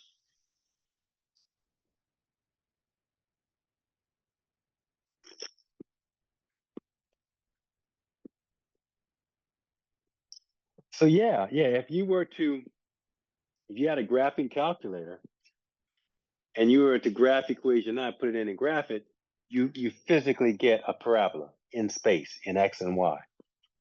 And so again, for the fifth or sixth time, that's the equation from which the name parabolic motion is taken, not equation 3, but rather equation 9.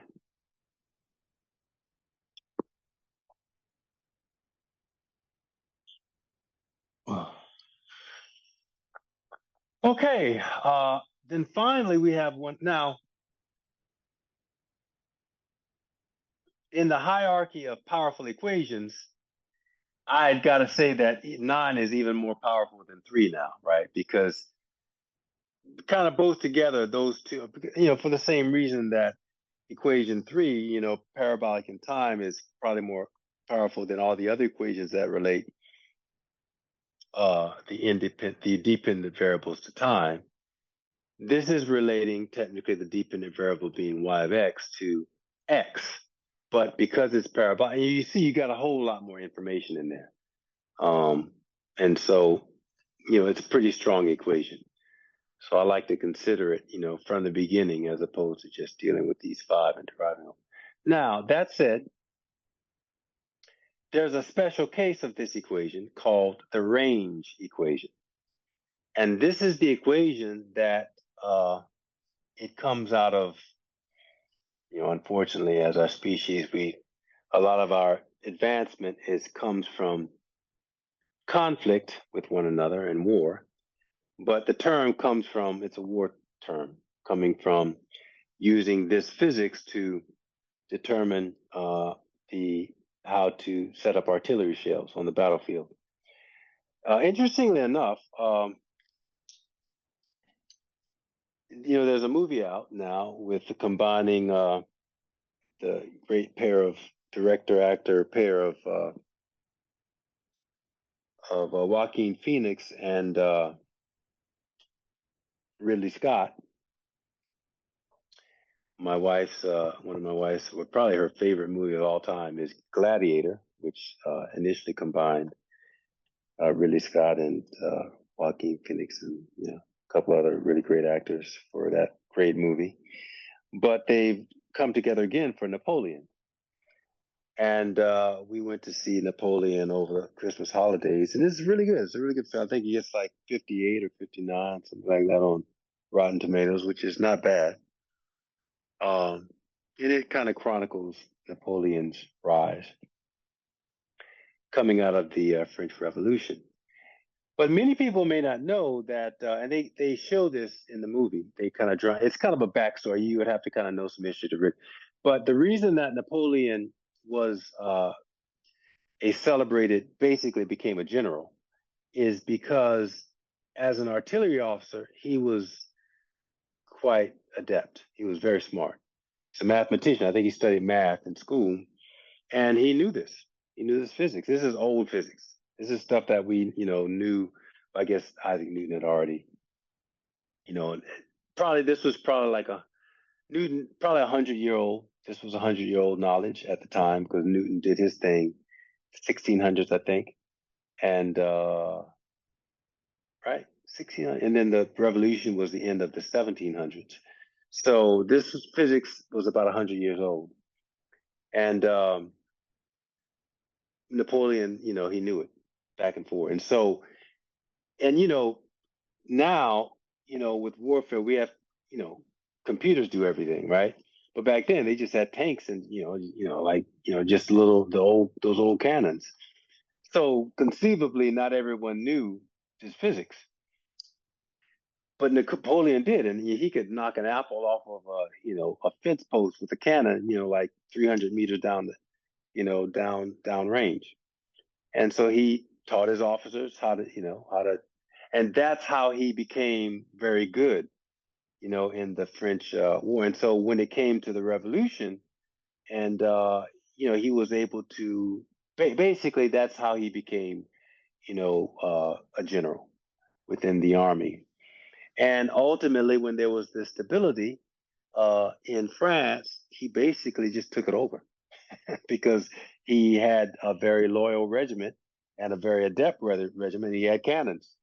So, he just took it, when the government was so stable that he saw an opportunity. So they show this in the movie. They show, it's kind of a subplot, his how adept he is with artillery. But this is what he was using. And so this next equation is a range equation, which is a shorthand notation of basically a specialized version of the y of x equation.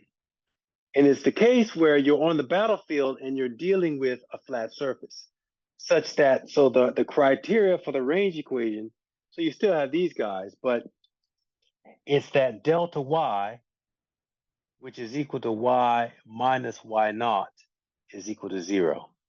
That is, when you're on a flat surface, you get a perfect parabola where the initial y position and the final y position is the same. And, assuming there's no air friction, it's because they'll show you in the chapter. I'm not going to go so much into this. They'll show you there. But whenever you have drag, it truncates the parabola. So you don't get a full parabola because drag is kind of keeping it. You got force in the x. You basically, ax does not equal 0 when you have drag, and you get a force that's retarding the motion in the x direction. So you have a negative acceleration in the x direction. So you start to get like truncated parabolas, things like that.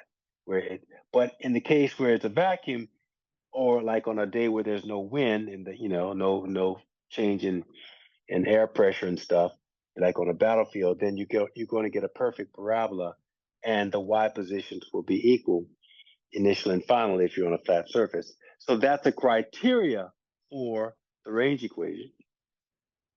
And then if you apply that criteria to this guy, and it's one reason why I put it in this form, because under the criteria that delta y equals 0, this guy goes to 0, and then you can solve. The only unknown in the equation is delta x. And so delta x becomes the quote unquote range. How far down range the projectile will go. So delta x you redefine as r, the range of the projectile. So under the criteria that delta y is equal to 0, delta x becomes r, the range. So I'm going to take r and replace it, delta x in this equation with r, and then solve for r, and that gives me something called the range equation. Now, be careful. The range equation, I'm going to derive it here, but the range equation can only be used when basically this one criteria is satisfied. Namely, you're on a flat surface, so that the initial y and final y positions are the same. In the case when I did that demonstration in class, for example, where I was flicking the quarter off of a surface and it was falling down, that's not a perfect parabola because the initial and final y positions are not the same. So you cannot use the range equation to get correct results. Now, if you use it, there's nothing in the equation that's going to tell you not to use it. So you use it, you get answers, but the answers are wrong because that physical situation does not fit this criteria. Now, you can use the y of x equation. Again, as I told you, it's a more powerful equation. So no matter what type of parabola, what type of motion, you can always use this guy, but it's a bit more cumbersome, right? So it's nice to know, like, again, I don't know who came up with the range equation. It might have been someone like either Napoleon or a mathematician associated with it, maybe. Because I'm just suspect because of the name of the equation. I think it had to come off of somebody, using these things to do war, to wage war. And there weren't that many. Well, there may have been. There was like Prussia and stuff, and there were a couple wars in the world between the time that Newton came up with these equations and, up to the revolution. So it's conceivable that it might have been formulated as a kind of a simplified version of the y(x) equation prior to the French Revolution. I just don't know the history, but I think it probably came out of people who were using this equation to wage war and just didn't want to go through they just simplified it, right? Because of seeing that simplification whenever you have delta y equals 0. At any rate, let's go ahead. The point is that you can only use the range equation under the case where delta y is equal to 0, and if not, then you have to go back and use the y of x equation. So if we put in that simplification, I will do it. I guess you got that in your notes. I'm gonna have to erase it. I like to keep it all on the board, but I should have gotten a longer board when I set up to have a home office. I was short-sighted in that regard. So what am I doing? Yeah, so I'm taking this criteria and plug it into equation 10. And so we're going to get 0 equals tangent theta naught r equals or plus or minus g over 2 v naught squared cosine squared theta naught times r squared. Okay, well, if I divide through by r, then I get 1 out. Just nice, that goes, and I have 1 left over here. I'm going to subtract over the tangent theta. Tangent, actually minus tangent theta naught equals minus g over 2 v naught squared cosine squared theta naught r. Now the minus signs go out.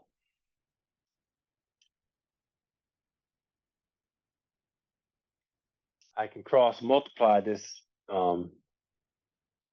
factor over here.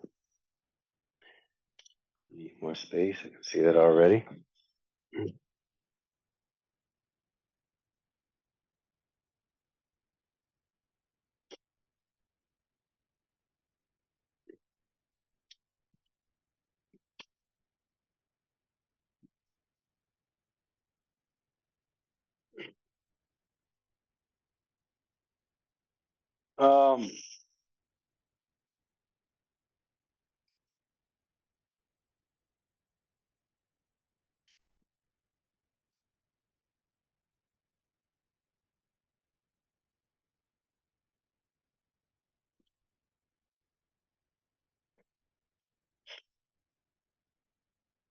So we get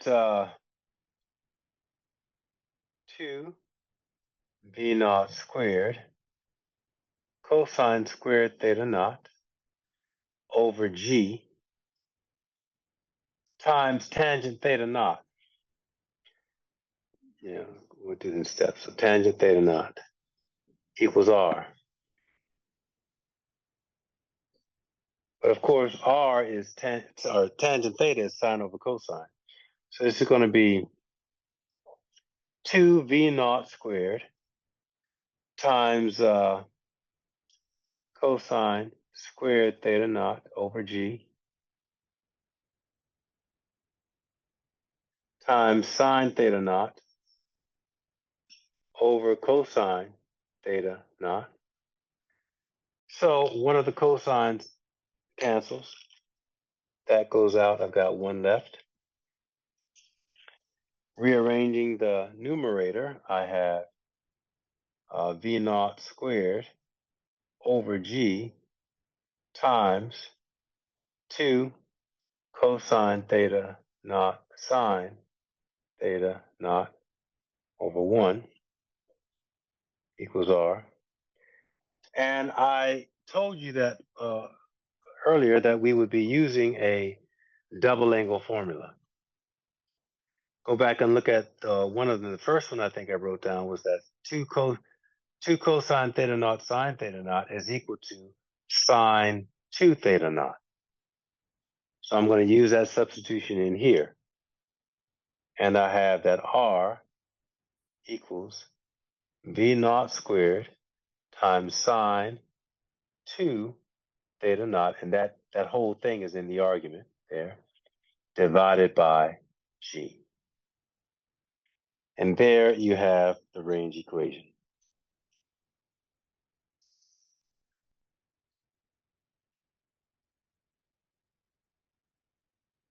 Okay.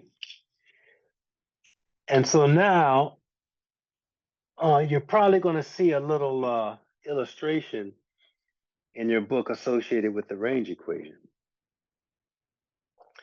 Because it turns out that for complementary angles, you get the same range. So for example, it's just a consequence of the mathematics of the basic of the sine, the properties of the sine there. So like if, let's say 60 and 30. So if I shoot something at 60 degrees, 60 degrees is going to be kind of, something that looks kind of like that. And 30 degrees is going to look something about like this. But for those two angles, 60 and 30, you get the same range.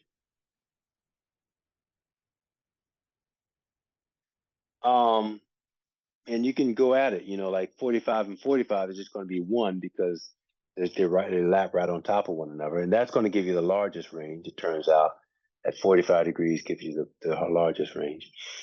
You know, 20 and 80. So 80 degrees might look something like that 60, 80 might be something like that, you know, shorter. But then 20 degrees is going to do this. And you know, for any complementary set, you could draw a little, you know, a result over there.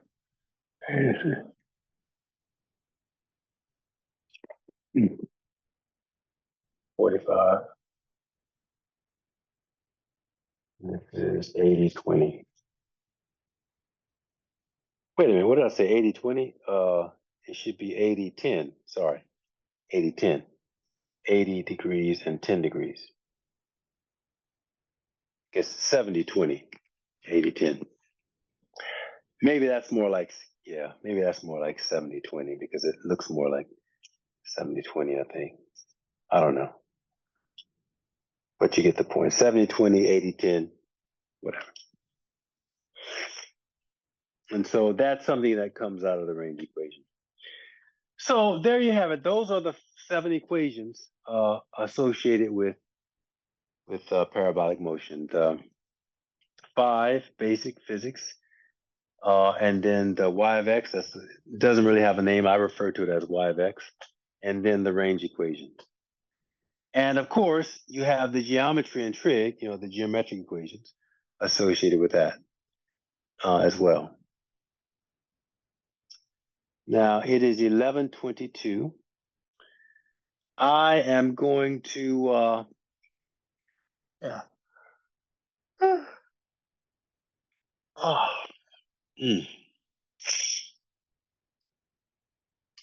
There's something, yeah. So before we break, I want to say something else. I want to look at the symmetry associated with parabolic motion. But before I go on to that, I want to ask, is there any questions about these equations that define, these 7 equations that define parabolic motion? The x of t, one for, you know, constant motion in x, then the 4 basic equations for acceleration that in the y direction, and then equations y of x and the range equation, which combine the 2 directions and present properties of parabolic motion that are not obvious when you're just looking at the 2 separate equations, or looking at the motion along the 2 separate dimensions, which the first 5 equations describe.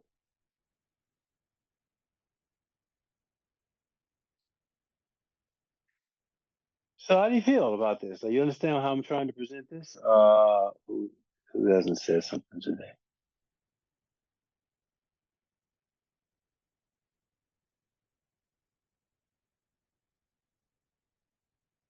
Luca, how are you today? Are you there, Luca? Yeah. Yeah. What do you think about all of this stuff? It's making more sense as we keep going. What about you, Ernesto? Have you seen any of this before? I haven't seen any of this before, but I believe with more practice it'll come together a lot more. Okay. All right. Anyone else want to offer any observations or comments or anything?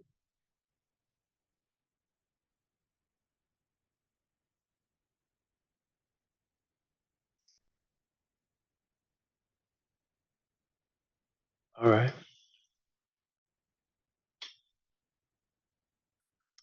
Well, yeah.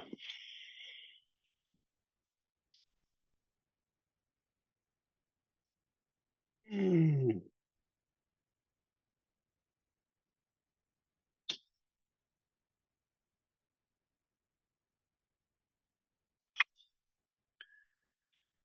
One final thing I want to look at is this guy.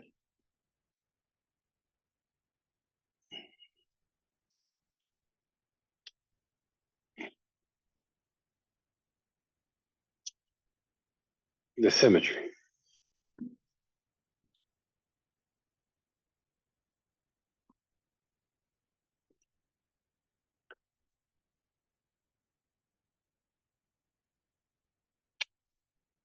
So going back to this initial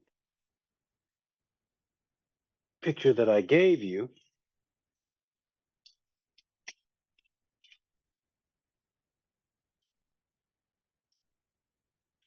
yeah.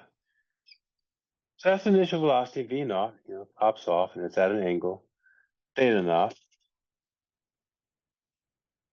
v naught.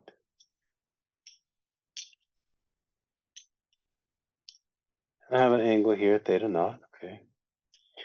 Now my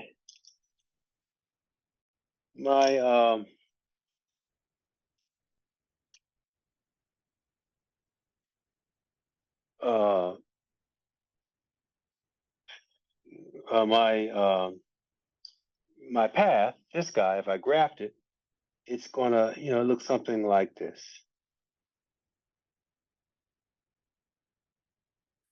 Size parabola, where this vector v naught just represents the motion of the particle tangent to the parabola at x equals 0, t equals 0.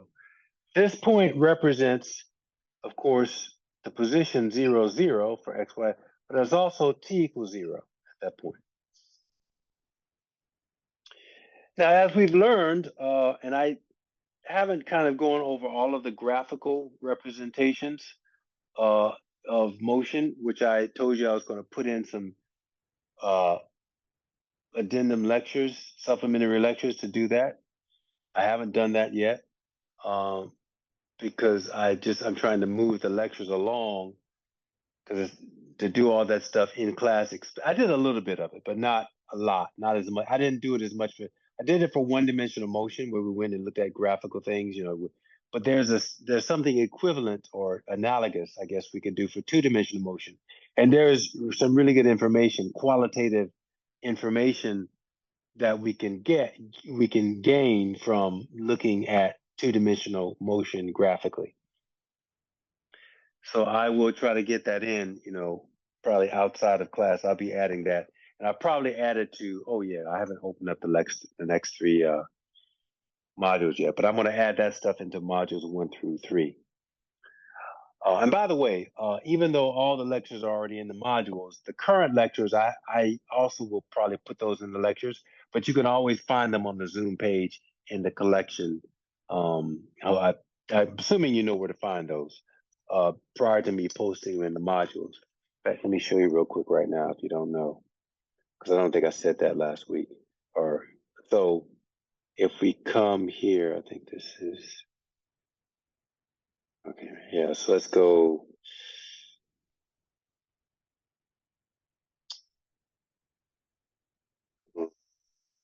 Here. Yeah, so you go to the Zoom page. I'm on it. And these are so you go to cloud recordings, and those lectures they're saved in there. So those are the 3 lectures from last week.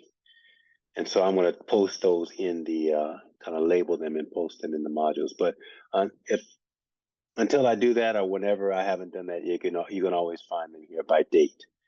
That was Tuesday, Thursday, Tuesday, Wednesday, and Thursday of last week. Okay. So what was I saying? Oh yeah, I just wanted to go back and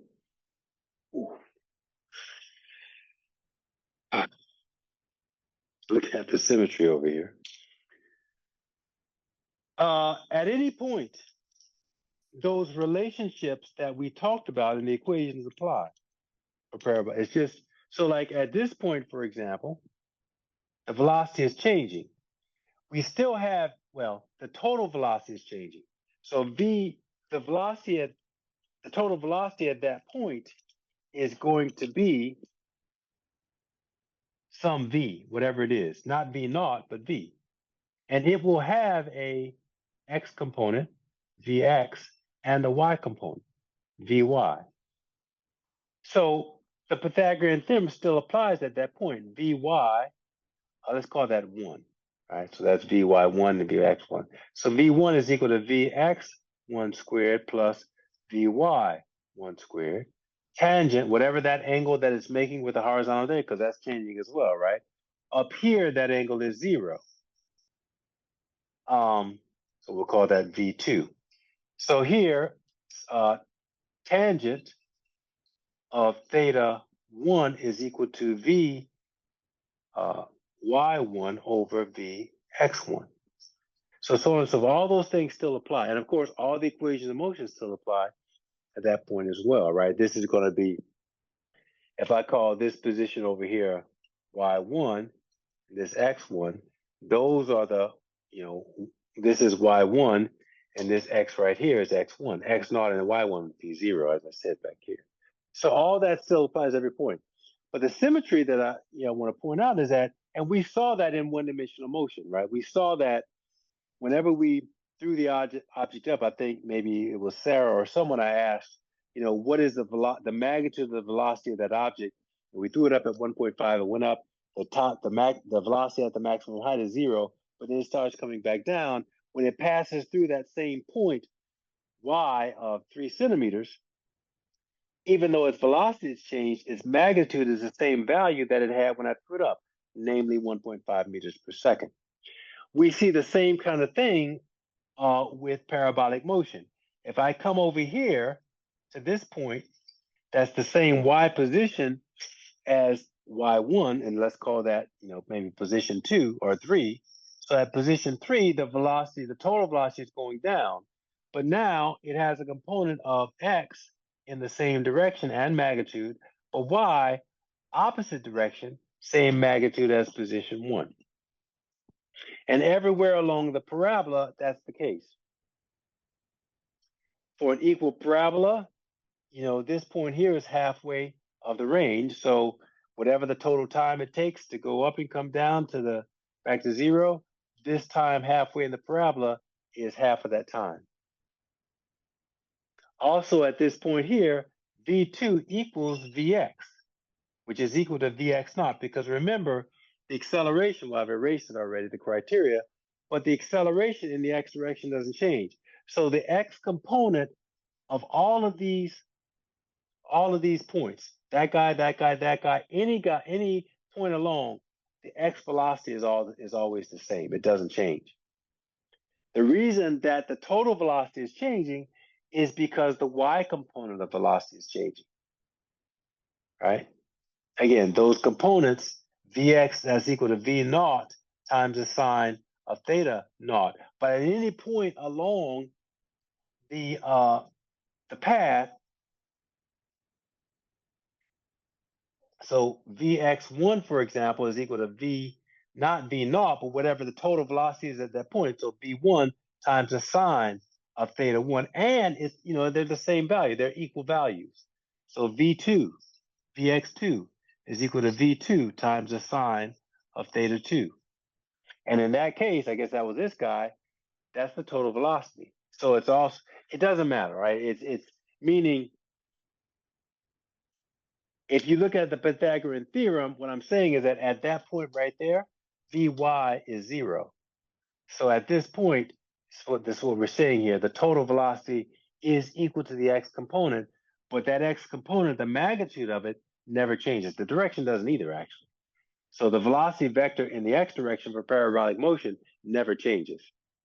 It's the y velocity that's changing, both in magnitude and direction as it goes up and comes down. At the maximum height, again, the y velocity is 0, and it's maximum at both, the y velocity that is, at both the initial and the final positions, although its direction is changed in those cases. Here, it's tangent to path going along positive theta, and here, same angle, assuming no loss in energy or anything.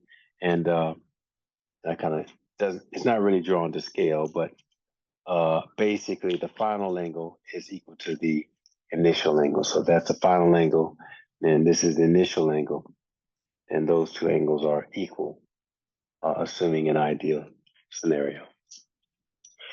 So that understanding that symmetry of parabolic motion can help you to solve problems in certain cases where you are some explicit information is missing, and it might seem like you're underdetermined, but you can use the symmetry of the of the motion in order to come up with the appropriate number of equations. Particularly the idea that the x velocity doesn't change at anywhere along the path. So if you're given either the x velocity or the initial angle and total velocity, and you can find the initial x velocity, that's going to be the same x velocity anywhere along the path. And if you don't know that, you might be in a situation where you think you're underdetermined.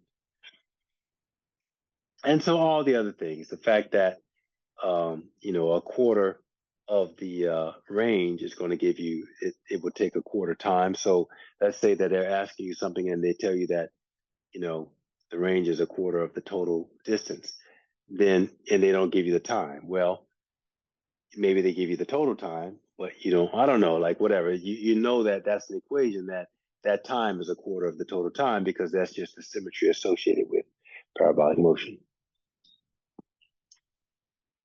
It is linear in that, and the reason is because time is linear. It's because of that first equation, that time is linear in x, meaning you have this equation here, x equals x naught plus vx naught times t. That's a line, that's a linear equation. So you know that whatever the total time is, if they're giving you some sort of range of, if they're giving you the distance at a particular point in terms of the total distance, like a quarter or a half or whatever, then it's also, you can say that about the time, because the position is linear relative to the time.